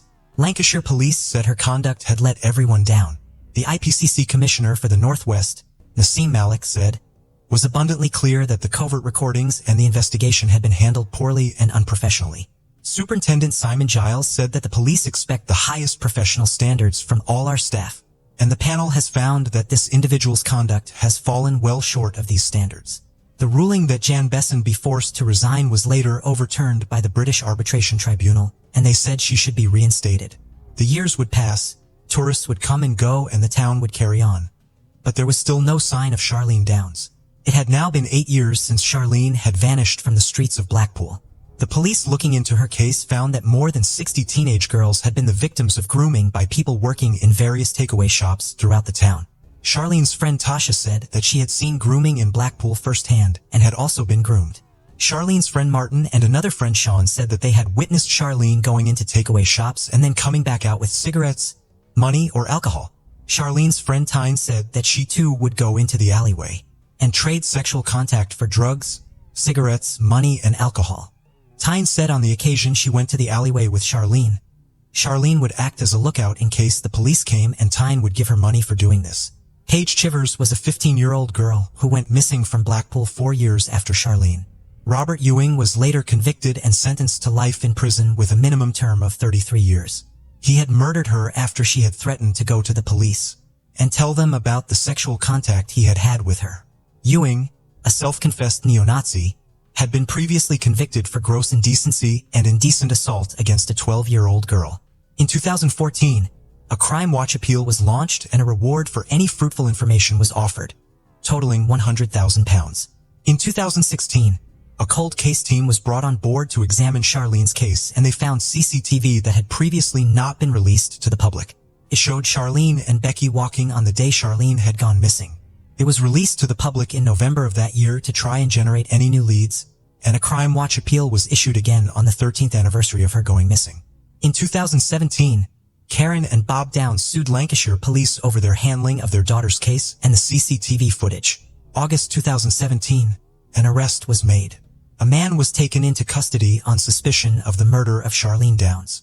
Nigel had worked as a chef in a restaurant he worked at in Blackpool, appeared on an episode of Ramsay's Kitchen Nightmares. Clubway 41. Nigel Lloyd had attacked 2 15-year-old girls in Blackpool in 2001 and 2003. He was convicted of these in 2017 and sentenced to 64 months, more than 5 years, in prison. The flat Nigel was living in overlooked the alleyway Charlene would often be seen in, and where she had allegedly been on the night she disappeared. Tyne said she knew Nigel Lloyd and referred to him as a creep. He also knew Charlene and her family. He was released after 2 days without charge, and no charges have ever been filed against him in relation to Charlene's disappearance. In November 2018, Bob and Karen appeared on The Jeremy Kyle Show, a controversial British talk show where guests would appear to resolve conflicts, take lie detector tests and DNA tests. There would be frequent confrontations and arguments on stage. Bob Downs later said they had appeared on the show to discuss Charlene's case, but it quickly devolved into talking about their marriage and marital problems. Also that year, Karen Downs released a book called Sold in Secret, talking about Charlene and her disappearance. In 2021, Charlene's brother Robert tragically passed away. He was found in a pool of blood by Bob on the 4th of December at 11:30 p.m., a few hours before he had complained he felt unwell. His family said he had been left deeply affected by the disappearance of his sister and had never been able to properly process or recover from it. At an inquest, it was ruled he had died of an accidental drugs overdose. It also came out that Bob and Karen did not call the ambulance for 3 hours. They said after finding him they had fallen into a state of panic and anxiety. The ambulance wasn't called until nearly 3 o'clock in the morning. In November the following year, Charlene's friend Tyne died at the age of 32.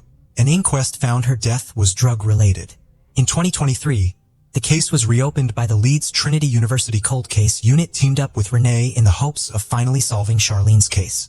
Renee said, "Our main aim is to review Charlene's case and see where the failings are and go out to get new evidence." Blackburn Uni also approached us to undertake a large child sexual exploitation project for the whole of Lancashire to find out the scale of the problem and where children are being failed.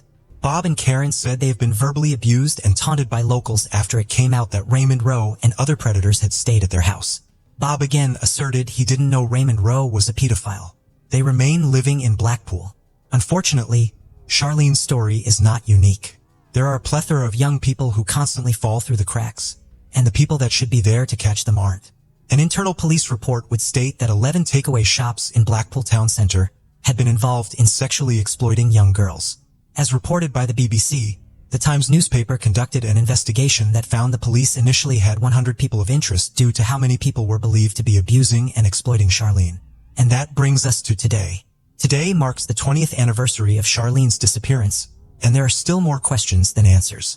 The investigation into what happened to her is one of the longest running in Lancashire, with 2,500 statements being taken and more than 3,000 people being spoken to. This is about getting justice for a 14-year-old girl. She was someone who had already gone through so much in such a short period of time, and the least we can do is continue to fight for her.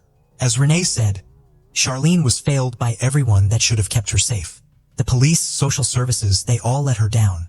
We're trying to build a legacy and fight for real justice for her, so she can be remembered for something positive.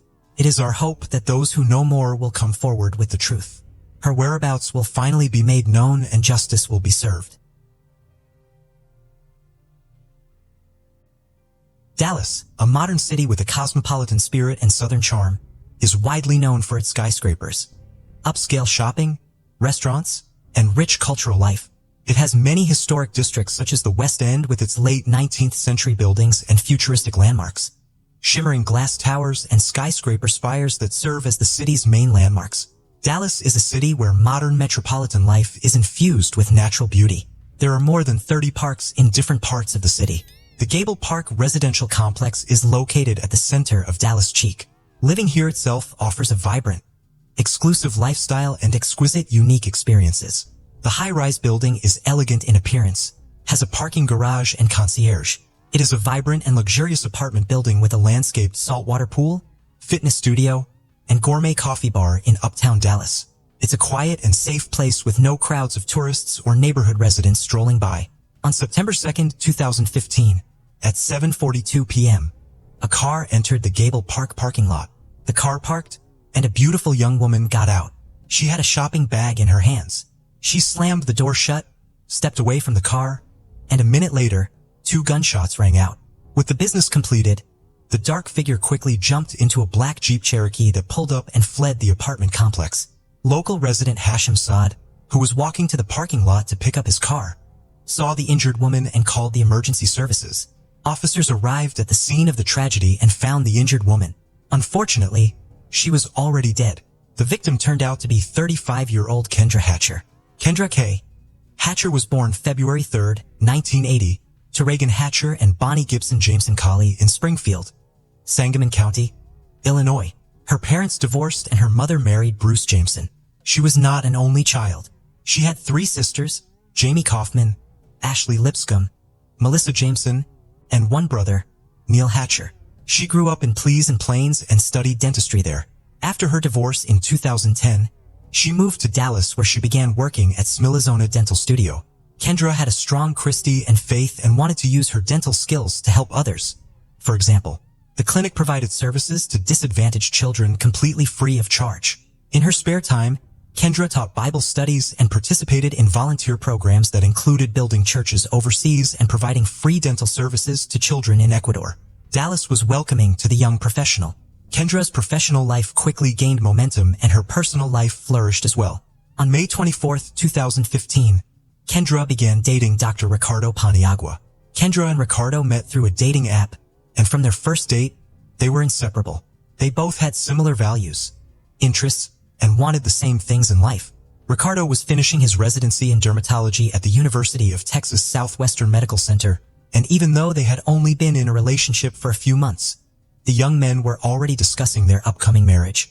However, an incident in a parking lot took the life of his beloved woman and cut short all future plans. Investigators who arrived at the scene of the massacre examined the crime scene and put forward the version of robbery as Kendra's purse and some valuables were missing. Bullet fragments and a gun magazine were found on the ground next to her body. However, the manner of shooting and the traces of the gunshot pushed the robbery version to the background. One bullet struck the woman in the back and the other in the head. The entry wound from the bullet was at the top of the head and it exited through the chin, indicating that Kendra had her hands up and behind her head when she was shot. The murder theory was confirmed when it was possible to obtain CCTV footage and reconstruct a picture of what happened. As a result, by the age of 13, he was struggling academically and had a fragile psyche. Once unable to bear such a life, Steinkind attempted to hang himself, but was fortunately stopped in time. Afterward, doctors diagnosed him with depression and hyperactivity. Bullied at school, he decided to stop attending. Over time, Jeremy fancied himself immortal and began frequenting websites of similar themes. His online profile was filled with topics like pain, self-harm, blood, and razor blades. No one knew about the couple's forbidden relationship except their friends, who found their love, to say the least, peculiar. Their communication would have remained a secret had the Richardsons not started monitoring their daughter's excessive internet use. Deborah and Mark discovered Jasmine was corresponding with strangers, alarming them as any parent would. Therefore, they decided to remove the computer from the girl's reach. Moreover, they were shocked to learn she had fallen for an adult man with dubious interests. His very nickname, Soul Eater, spoke volumes. Thus, Jasmine and Jeremy's relationship became forbidden. To help their daughter break free from this destructive relationship, Deborah and Mark sought a psychologist's help. They sincerely believed that counseling would benefit their parent-child relationship. To their delight, it did. Jasmine showed compliance and seemed to be returning to a normal life, promising that it was all in the past. She got her computer back. This became the Richardsons' last fateful decision, leading to their demise. Saturday, April 22, 2006. Preparing for bed, Mrs. Richardson heard a noise in the basement. Rats again, she thought. Descending, she turned on the light and saw a person in a ski mask. He stood opposite her, looking at her. Startled, she screamed. The stranger rushed at her, covering her mouth. His efforts were in vain. Deborah struggled and screamed louder. He stepped back, drew a knife and stabbed her in the chest, then again and again. Hearing his wife's screams, Mark rushed down, grabbing the first thing he could find, a screwdriver. He had been fixing an outlet that day and by sheer chance left a tool out. Entering the basement, he was met with a horrific scene. His wife lying in a pool of blood and someone standing next to her. Mark immediately attacked the intruder but received a stab wound to the stomach, followed by more stabs. As the searing pain subsided and his eyes began to close, Mr. Richardson quietly asked, "Why? Because your daughter wished it?" The attacker replied. Upstairs, Tyler was the only one left. The boy sat on his bed in his pajamas, too frightened to move. The approaching footsteps grew louder, and the bedroom door opened. A few days before the murder, Jasmine was overjoyed. Her parents believed in her remorse, meaning they could now communicate again. Mobile phones were just becoming popular at that time, so the computer remained the only means of communication. As soon as Miss Richardson regained internet access, she immediately wrote to Jeremy. "It all starts with them disappearing and ends with us staying together," she told him. During the days when the young lady was visiting the psychologist, a terrible plan had formed in her head. It solidified over several days of punishment. Surprisingly, Steinka found it enticing but added that everything needed to be done creatively and with attention to detail. The couple understood that they could not be together as long as the Richardsons were alive. Later, Jasmine's friends recalled how often she spoke about her parents, particularly how much they annoyed her. Therefore, she wanted to end their lives. However, no one took Jasmine's words seriously. Saturday, April 22, 2006. Garrett headed across the street to his friend Tyler's house. The boy wanted to play. The weather was nice outside, despite being chilly. Such was the spring that year. When Garrett approached the house, he noticed the blinds were still closed. No one answered his knock on the door. Strange, he thought. The Richardsons should be home. Their car is parked in the driveway. It was on June 25, 2001 and charged with first-degree murder. After spending 6 months in custody, she was released on bail. The first trial soon commenced. The prosecution's main theory was the motive for the homicide. Hoping to see someone, the child curiously peeked into the living room window but saw no one. Then, Garrett decided to walk around to the back of the basement, where he often played with Tyler. Peeking through the window, he saw something strange on the floor. It appeared to be 2 silhouettes in a pool of blood. The boy informed his mother. Skeptical, she decided to check on the family across the street. They approached the house together. Garrett pointed to the window he had looked through earlier. The woman looked in and recoiled in horror. She immediately called emergency services. Something happened at the Richardsons. They seemed to be lying in the basement floor, all in blood, the neighbor reported. The police arrived promptly. Breaking down the front door, they descended to where Garrett and his mother had seen something. Entering the dark basement, the officers had difficulty recognizing the people lying on the ground. Their bodies were mutilated and bloodied, but there was no doubt. It was Mark and Deborah Richardson, and they were deceased. Blood was everywhere. On the floor, walls, even the ceiling. A bloody mess. No other way to describe what was before them. Later, the police searched the house. In the upstairs children's room, they found a small child. The boy lay in bed among toys, splattered with blood, with visible knife wounds. The child's throat had been deeply cut. Medicine Hat had never seen such horror. One officer said, "It will take me decades to forget what I saw today." After the house was searched, the police realized one family member was missing. The Richardsons' eldest daughter was gone. Officers worried she might be in danger. Everything indicated the attack occurred in the basement and the child's room. The rest of the house was undisturbed, and at first glance, nothing was missing. The state of the body suggested the crime occurred the previous night. Apparently, the perpetrator broke into the house and attacked the boy and his parents. Then what happened to Jasmine, and where was she? The police began to construct theories about what had happened. Perhaps by some stroke of luck, the girl was somewhere outside the home safe, or the perpetrator had abducted her and was now harming her. Or maybe a ransom demand from relatives would come with time. However, as time passed, there were no clear answers.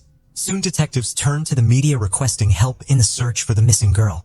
They hoped Jasmine would make contact or someone would provide valuable information. Meanwhile, the investigation into the crime continued. Investigators interviewed relatives, friends, and colleagues about all aspects of the slain family's life. Did they have any adversaries or enemies capable of such a heinous act? However, the more the investigation progressed, the clearer it became. There was no reason to wish death upon anyone in the Richardson family. They were truly wonderful people, faithful spouses and loving parents, except for the eldest daughter. Officers learned that the girl had been causing quite a bit of trouble lately. Therefore, the tone of media announcements changed. This time, the investigation wanted to locate a person of interest. It was entirely possible that the girl knew details about the crime, or she might have been involved in it. Considering the suspect's age, the media could no longer publish her real name, as per Canadian law. Thus, news agencies began to refer to Jasmine Richardson as JR. After it became known about her relationship with Jeremy Stunning, the couple was declared wanted. Initially, the search for the young lovers began among their friends and acquaintances, thinking they might be hiding out with them. However, this lead proved to be a dead end for the police, but they did uncover something intriguing. A few hours after the crime, the young couple was spotted at a restaurant and at a party hosted by an acquaintance. Someone from their circle of friends mentioned that Jasmine appeared unchanged. There was no indication she had been abducted or was in a state of shock. She was drinking and having fun. When friends asked how they managed to escape from her parents, Jasmine laughed. "Jeremy and I just took care of them." "Yes," the boy agreed. "I carved them up like fish." The party guests laughed, thinking at a grim joke, unaware that the statement was true. The involvement in the crime was also confirmed by a comic found in Jasmine's school locker, where she detailed how she would deal with each of her family members, with her boyfriend as her accomplice. Photos of the suspects were distributed widely. It was only a matter of time before a citizen would step forward with information about their whereabouts. Soon enough, information came in. The couple was spotted in the community of Letter, Saskatchewan, approximately 130 kilometers from Medicine Hat. Caught off guard, Jasmine Richardson and Jeremy Steinko were found sleeping peacefully in a pickup truck. Without resistance, they were taken to the police station. Naturally, the couple was interrogated separately, starting with Jasmine. She shared that she was deeply in love with Stenko and he reciprocated her feelings. However, the difference in age and social status was a barrier between them. According to Jasmine, the Richardsons would never have accepted their relationship. Therefore, Jeremy committed the ultimate act of love. He ended her parents' lives, providing them the chance to be together. When detectives asked if Jasmine was involved in the crime, she said, "I wasn't home when the crimes occurred. I didn't know about what had happened. After I found out, I accepted it. I loved Jeremy very much, so I ran away with him." Detectives needed to determine who was the main instigator. Since breaking the suspects proved difficult, the investigation used a cunning strategy. They placed an informant in the cell with Jeremy, who skillfully extracted details that contradicted Jasmine's statements. Jeremy confessed to the informant that the plan to end her parents' lives was Jasmine's idea. Initially, he was not supportive, but agreed after they discovered the forbidden love and took away her computer. "I took care of Deborah and Mark Richardson, and Jasmine took care of her younger brother herself. She literally begged me to leave Tyler for her, though I was glad to settle scores with all of them," Jeremy cruelly revealed. After this confession, investigators confronted Miss Richardson with the recording. She had no choice but to confess to everything, admitting she stabbed her younger brother out of mercy, not wanting to leave him an orphan. Later, the couple shared their social media profiles and passwords with the investigation, which began to examine their correspondence. They had sent each other thousands of messages confirming Jeremy's statements indeed conceived the plan on her own. Stenko wrote that Jasmine was the only person who supported and approved of his tastes, replacing the society he felt alienated from. Fearing he would lose her, he helped realize the dreadful idea. "I want to slit their throats. They will regret what they have done, especially when I make sure they're gone. They'll pay for the insults. Finally, there will be silence. Their blood will be the payment." Jeremy supported his beloved. His friends also reported that just a few hours before the attack, they watched the 1994 film Natural Born Killers, which portrays a couple committing 9 heinous murders. This story inspired their friend, who said he wanted to enact a similar plan with his girlfriend. "I think it's the best love story of all time," Stenko said. With sufficient evidence at hand, the suspects were charged with 3 counts of homicide. The detectives pieced together the confessions of the accused, witness testimonies, and other case evidence to form a clear picture of the crime. Before the act, Jeremy was intoxicated. Jasmine led him into the house and guided him to the basement, where he attacked her mother. Deborah was the first to die, suffering 12 stab wounds across her body. The deepest wound pierced her chest, reaching 12 centimeters deep and striking her heart. In a rage, Jeremy mercilessly continued his assault on Mark, who sustained 24 wounds, 9 of which were in the back. Like his wife, the family patriarch bled out on the basement floor. Tyler Richardson was the last to die, while Stenko was dealing with the parents downstairs, inflicted 5 stab wounds on her younger brother upstairs. After Jeremy finished, he went upstairs to help his girlfriend with the child, coldly slashing the boy's throat as if carving a pumpkin. Afterward, Jeremy went home to wash off the blood, while Jasmine caught a taxi to a restaurant where the couple had agreed to meet. After discussing the night's events, they headed to a party. A friend of Jeremy's, Casey Lancaster, helped them dispose of the evidence and reach Saskatchewan. Words fail to describe the horror they created, using them to poison her husband, Gregory de Villiers, staging a suicide scene in their apartment, scattering his body with red rose petals. Case of Christian and Newsom. A new judge scheduled hearings for all 5 individuals involved in the students' tragic end. They embarked on their murderous spree with such ease and nonchalance as if driven by some otherworldly force. It is shocking that during interrogations and their time in custody, not a word of regret or remorse was uttered for their actions. While detained, they wrote letters to each other calling themselves legends and immortals. In one letter, Stenko proposed to Richardson, who joyfully accepted. Then, unexpectedly, their mad love began to fade like last year's snow. During the trial, they shifted the blame onto each other. In June 2007, Jasmine Richardson was the first to stand trial. She pleaded not guilty, claiming to have been in a zombie-like state and unable to act while Jeremy was killing her family. She also claimed she only wounded her younger brother, and it was Stenko who delivered the fatal blow. Jasmine insisted that their discussions about ending her parents' lives were purely hypothetical, but they appealed to Jeremy so much that he compelled her to turn them into reality. Under 3 counts of homicide, Miss Richardson was sentenced to just 10 years in prison, thanks to the nuances of Canadian juvenile criminal justice law, which states that individuals under 14 cannot be sentenced to more than 10 years of imprisonment. The sentence was aimed more at rehabilitating and restoring the girl's psyche than punishing her. In 2008, Jeremy Steink's trial commenced. He insisted he had no initial intention of ending the lives of his girlfriend's parents. However, once discovered in the basement, he felt compelled to attack. He claimed he did not harm Tyler, suggesting Jasmine was responsible while he merely watched from the doorway. The defense argued that Jasmine had intentionally seduced him, wishing for him to free her from her parents' strict control.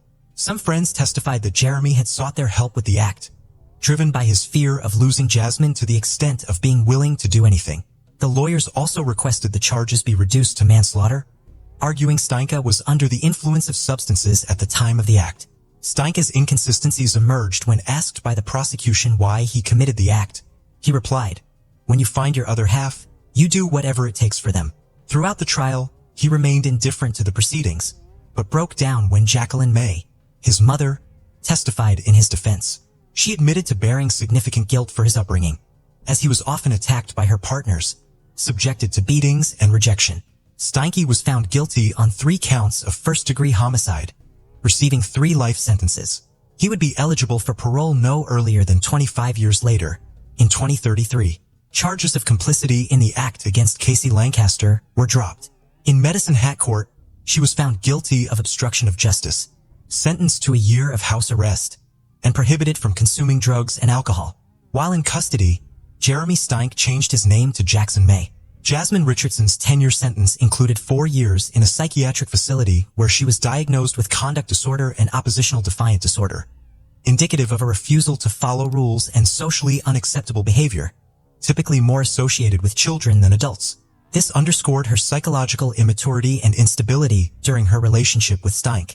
In her final years under conditional community supervision and attending special programs, medical professionals reported her genuine remorse. After serving her full sentence, she was released in 2016. Apparently, Jasmine Richardson lives in Canada under an assumed name, her true identity still protected from media disclosure. Her return sparked significant public debate, with some arguing she deserved a second chance while others believed she warranted a harsher penalty. Nonetheless, the residents of Medicine Hat would prefer not to have Ms. Richardson as their neighbor again, given the brutality of her crime. Whether Jasmine has truly changed after spending her formative years in detention remains to be seen. Time will tell, and silently conceal. Sadly, the dead cannot speak. Jennifer's life was cut short in her prime. Regrettably, she realized too late an essential truth. Staying away from certain individuals and ceasing communication with them could mean saving oneself. The case of Nicole Adamando. Christopher Grover and Nicole Adamando met in 2008 when he was 21 and she was 19. They both worked as gymnastics trainers at a fitness center and began dating in February 12th. After Nicole became pregnant with their first child, they moved in together in Salt Point, New York. However, they were not in a hurry to get married.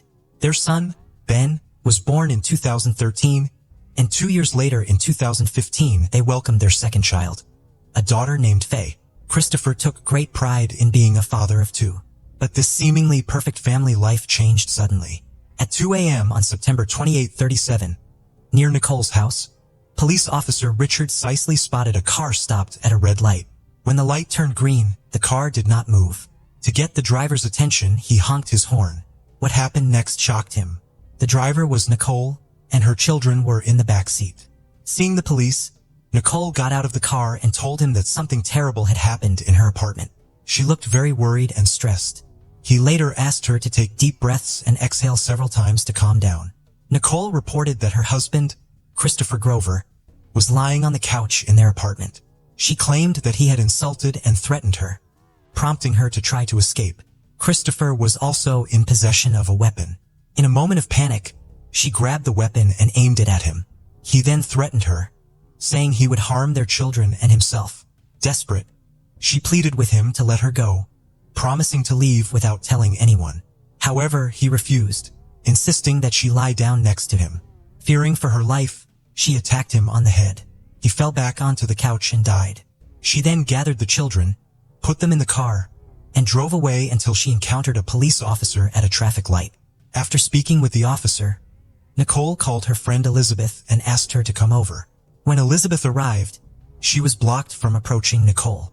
In a nearby parking lot, she saw ambulances and police cars rushing to the scene of the incident at Christopher and Nicole's apartment. The police entered the apartment and discovered Christopher lying on the couch with a bullet in his head. A weapon lay on the floor nearby and the rug shifted slightly. The shower was running, and in the bathroom, a broken laptop lay submerged in water. The police took Nicole to the station for questioning. Meanwhile, Christopher's mother, Gail Grover, was informed of the devastating news. She expressed disbelief, saying she had never suspected her son was facing any problems. Christopher was a kind and cheerful person who loved sports, held a black belt in Taekwondo, and worked as a gymnastics coach. One of his students, Bad Wellen, shared that Christopher was always upbeat and full of energy, constantly encouraging his students and never allowing them to feel discouraged. Nicole's friend Elizabeth provided a very different perspective. Elizabeth taught music at the school where Nicole's son, Ben, attended.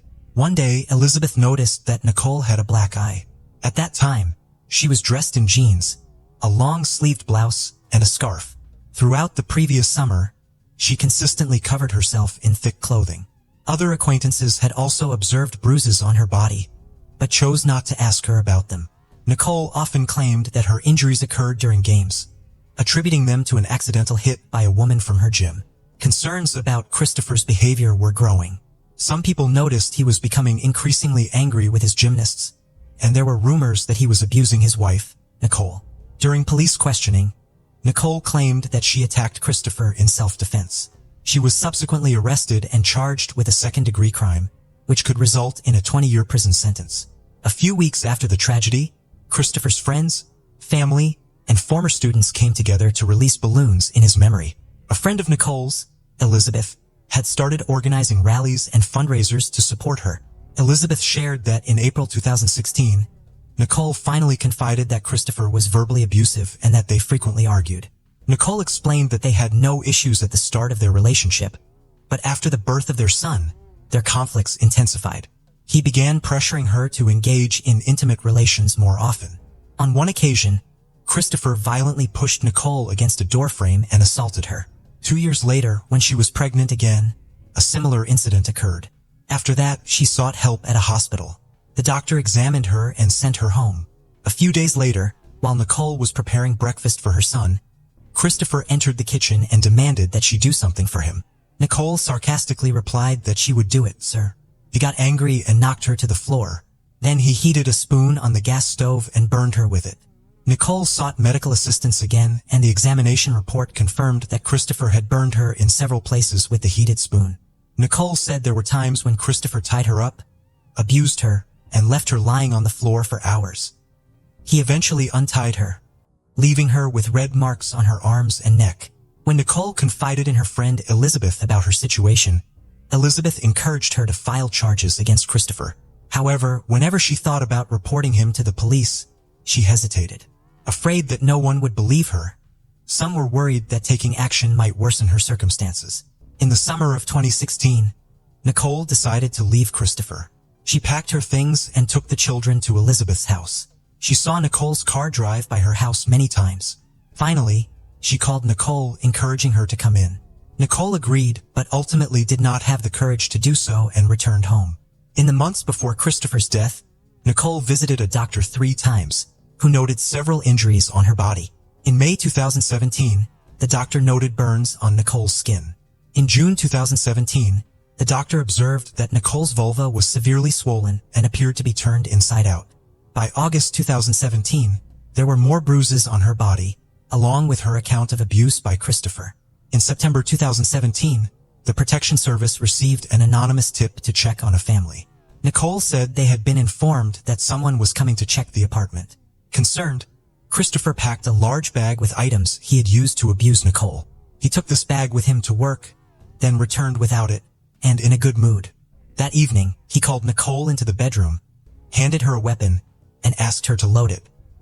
Holding up a bullet for her to see, Nicole did as he asked and then went into the bathroom to take a shower.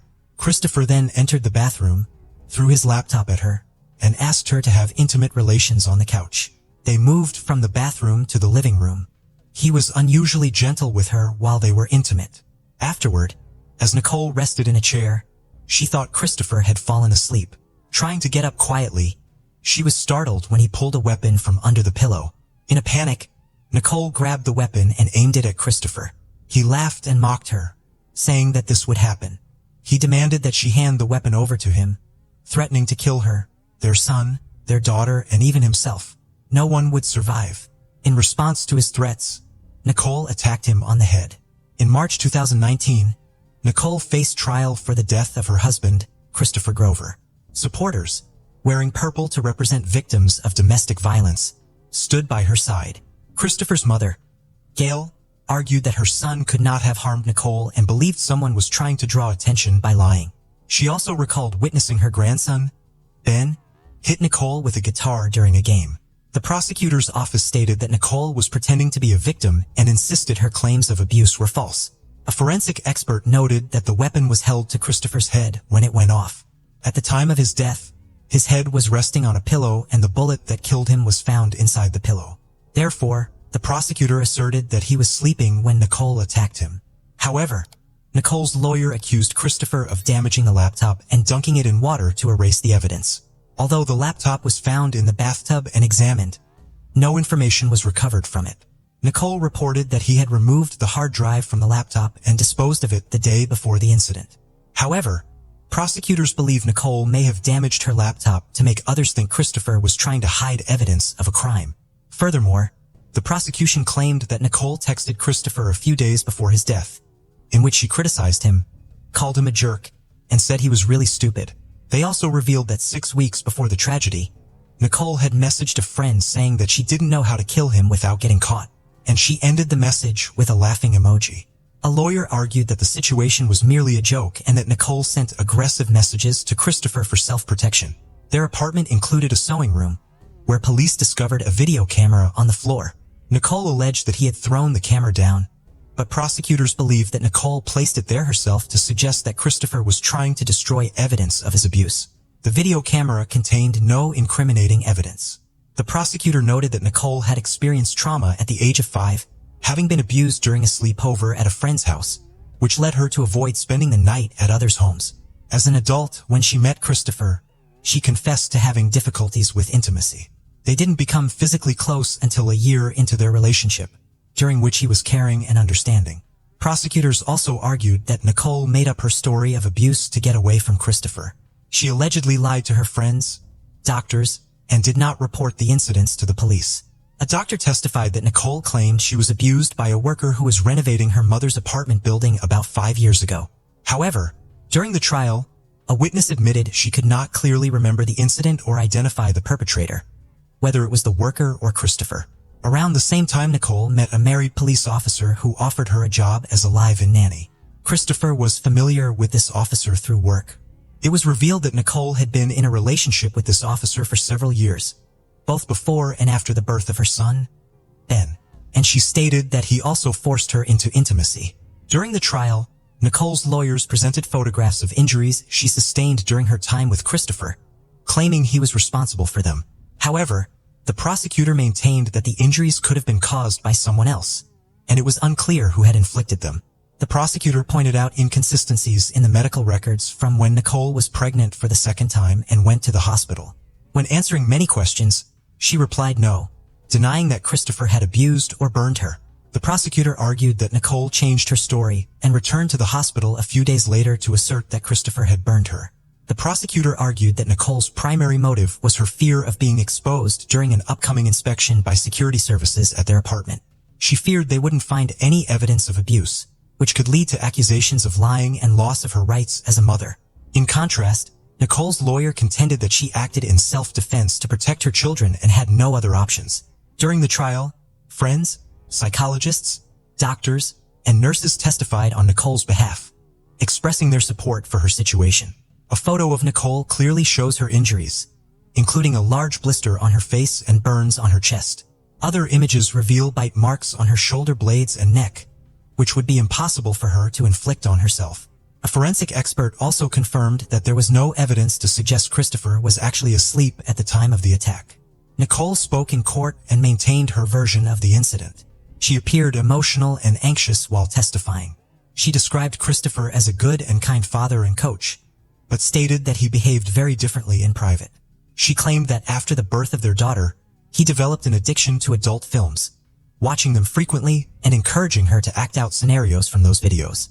She alleged that he recorded and posted other videos online without her consent, in which he insulted her and behaved abusively. However, these videos were not presented at trial. Elizabeth, a friend and music teacher, testified in defense of Nicole. She recalled an incident in 2016 when Nicole confided in her about having a miscarriage. Nicole's clothes were covered in blood, and she didn't want to go to the hospital because she was afraid of Christopher. Elizabeth mentioned a card that Nicole had made for Christopher when she first became pregnant, listing 25 reasons why he would be a wonderful father. The prosecutor argued that if Christopher was truly abusive, Nicole would not have given him such a heartfelt gift. However, Nicole argued that she had created the card before their relationship fell apart. After 14 days of testimony, the jury had to decide whether Nicole was a victim of abuse or a real criminal. After 3 days of deliberation, the jury dismissed Nicole's self-defense claim and found her guilty of second-degree murder. After the verdict, Christopher's mother felt relieved that her son's reputation, which had been unfairly tarnished, had now been restored. In February 2020, Nicole Adamando was sentenced to 19 years in prison. However, the case was not finished. Under the revised New York State Domestic Violence Justice Act, Nicole was entitled to another court appearance to present her claim of domestic violence for the possibility of a reduced sentence. Later, an appeals court decided that Nicole could be considered for a lighter sentence, reducing it to 7.5 years. While incarcerated, Nicole drew a picture of herself with Ben, holding on to hope that she would soon be released and reunited with her son and daughter. Supporters of Nicole continue to raise funds to help with her legal expenses. When a clown appeared in front of Marlene Warren's door and presented her with flowers and balloons, she didn't know that the clown was a killer with a gun hidden away in the costume. For over 3 decades, the case of the killer clown remained a mystery to detectives, Florida residents, and true crime enthusiasts all over the world. Marlene Warren was born on the 15th of April, 1950. When she turned 22, she married Michael Warren, who was 19 years old at the time. Marlene already had 2 children from her previous marriage, and Michael appeared to consider her 2 young sons to be his own. The couple grew together, working hard and making a name for themselves. They bought a number of companies, including a used car dealership for Michael. The family was able to maintain a reasonable standard of living because of their several revenue streams. Life for them was like a bed of roses, such that they could afford a 6,500-square-foot house in Wellington, Florida's upscale Aero Club neighborhood. Each of the homes in this area have their own runway and hangar, which enabled residents to fly their private aircraft whenever they like. The Warrens appeared to have it all, yet this was not the case at all. At his auto dealership in 1983, Michael experienced legal troubles. Customers accused him of fiddling with the odometer, and the authorities arrested him. He was consequently given an 18-month probationary period. By the year 1990, it was widely known that the Warrens were experiencing marital issues. Michael was allegedly having an affair with Sheila Keene, one of his staff. Despite Sheila and Michael's denials to this allegations, Sheila's husband decided to leave her. On May 26, 1990, a white Chrysler LeBaron with no license plate traveled down the street where Michael and Marlene lived. Marlene and a friend were in the kitchen when they saw a clown-costumed person approach the front door with a basket of flowers and balloons. Marlene grew up in a clown-loving family. Her family adored clowns so much that her mother keeps a whole room filled with clown collectibles. She had paintings of clowns that 14-year-old Marlene had created. For the adoration of clowns, Marlene hurried to the front door to welcome her visitor. Her son, Joseph Aarons, who was present at the time, recalled hearing his mother comment, "How pretty." This appeared to have been Marlene's last words, because a short while afterwards, everyone in the house, including Joseph's friends who came visiting, heard a pop sound. At first, they thought the noise was a balloon popping, but then they noticed Marlene tumbling to the ground. Now at alert, everyone sped to the door. The balloons and flowers were left behind as the clown nonchalantly made his way back to the white Chrysler LeBaron. Joseph tried to run after the clown, but he couldn't go as far because he had a cast on his leg. He, however, remembered screaming at the clown to turn around. The clown turned and gave him a wide-eyed brown stare. His face lacked any expression. The clown soon climbed the white LeBaron and sped off. The sole description offered by witnesses was that Marlene had been shot by a clown with brown eyes. Even the gender of the clown was a mystery to them. Joseph and one of his friends had tried to follow the clown in their own car, but they lost track of it. Marlene Warren was rushed to the hospital. It was determined that she had been shot twice in the face at point-blank range. She struggled to survive, but died 2 days later at the hospital. Detectives checked in with Michael Warren, who wasn't home at the time of the incident. Michael had a solid alibi. He got the terrible news while en route to a Miami racetrack with friends. He hastily went back home to offer comfort to the family. When questioned by the detectives, he provided as much information, cooperating with the investigation process. He was soon ruled out as a suspect. The authorities were perplexed. According to a spokesman for the Palm Beach County Sheriff, the killer clown case was the strangest thing he had ever seen in all of his 19 years working as a law enforcement agent. 2 hours after the murder, authorities got a solid tip. A caller who wished to remain unnamed suggested that the police should thoroughly question Michael Warren and Sheila Keene. Before the police could ask her any more questions, she hung up. Sheila Keene was in town at the time of the murder, but Michael was traveling with friends. Sheila claimed to have been at work, but in reality, she was a repo person for Michael's dealership. Her alibi wasn't exactly solid. A few days after Marlene Warren's killer clown case made headlines, 2 employees of the neighborhood costume store named the Spotlight reported a weird experience to the police. They claimed that one woman with chocolate brown hair came up to them just as they were about to lock up the store. She pleaded to be allowed inside.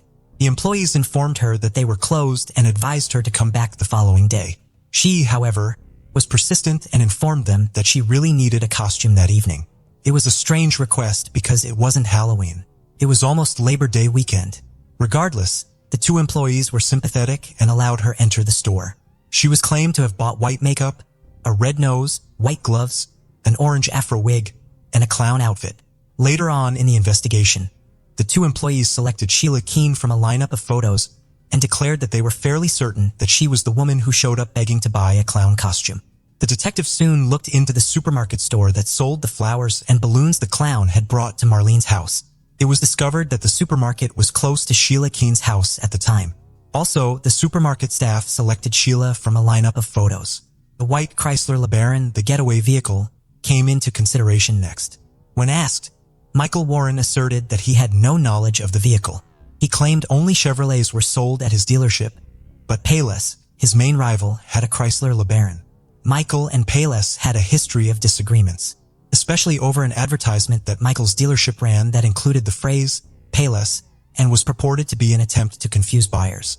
One time, a client from outside the area rented a white Chrysler LeBaron from Payless.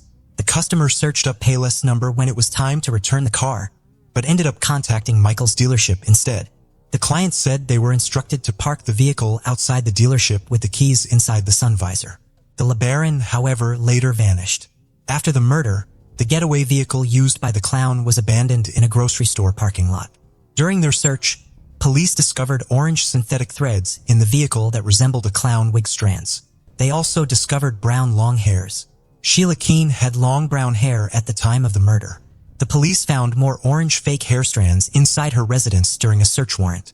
At this point, everything seemed like a simple situation to resolve. But that wasn't the case. Michael and Sheila vehemently denied being involved in Marlene's murder. They refuted having a conversation with the police without the presence of a lawyer. DNA testing was just getting started in 1990, so the investigators' available evidence was circumstantial. The investigation into Marlene's murder was abandoned, but Michael's legal issues intensified.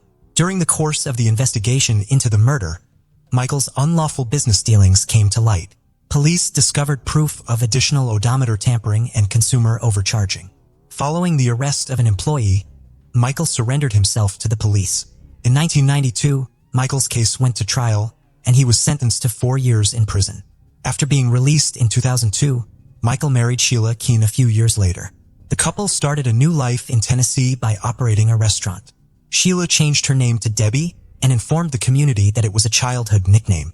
Michael must be a good businessman because his new restaurant was a success.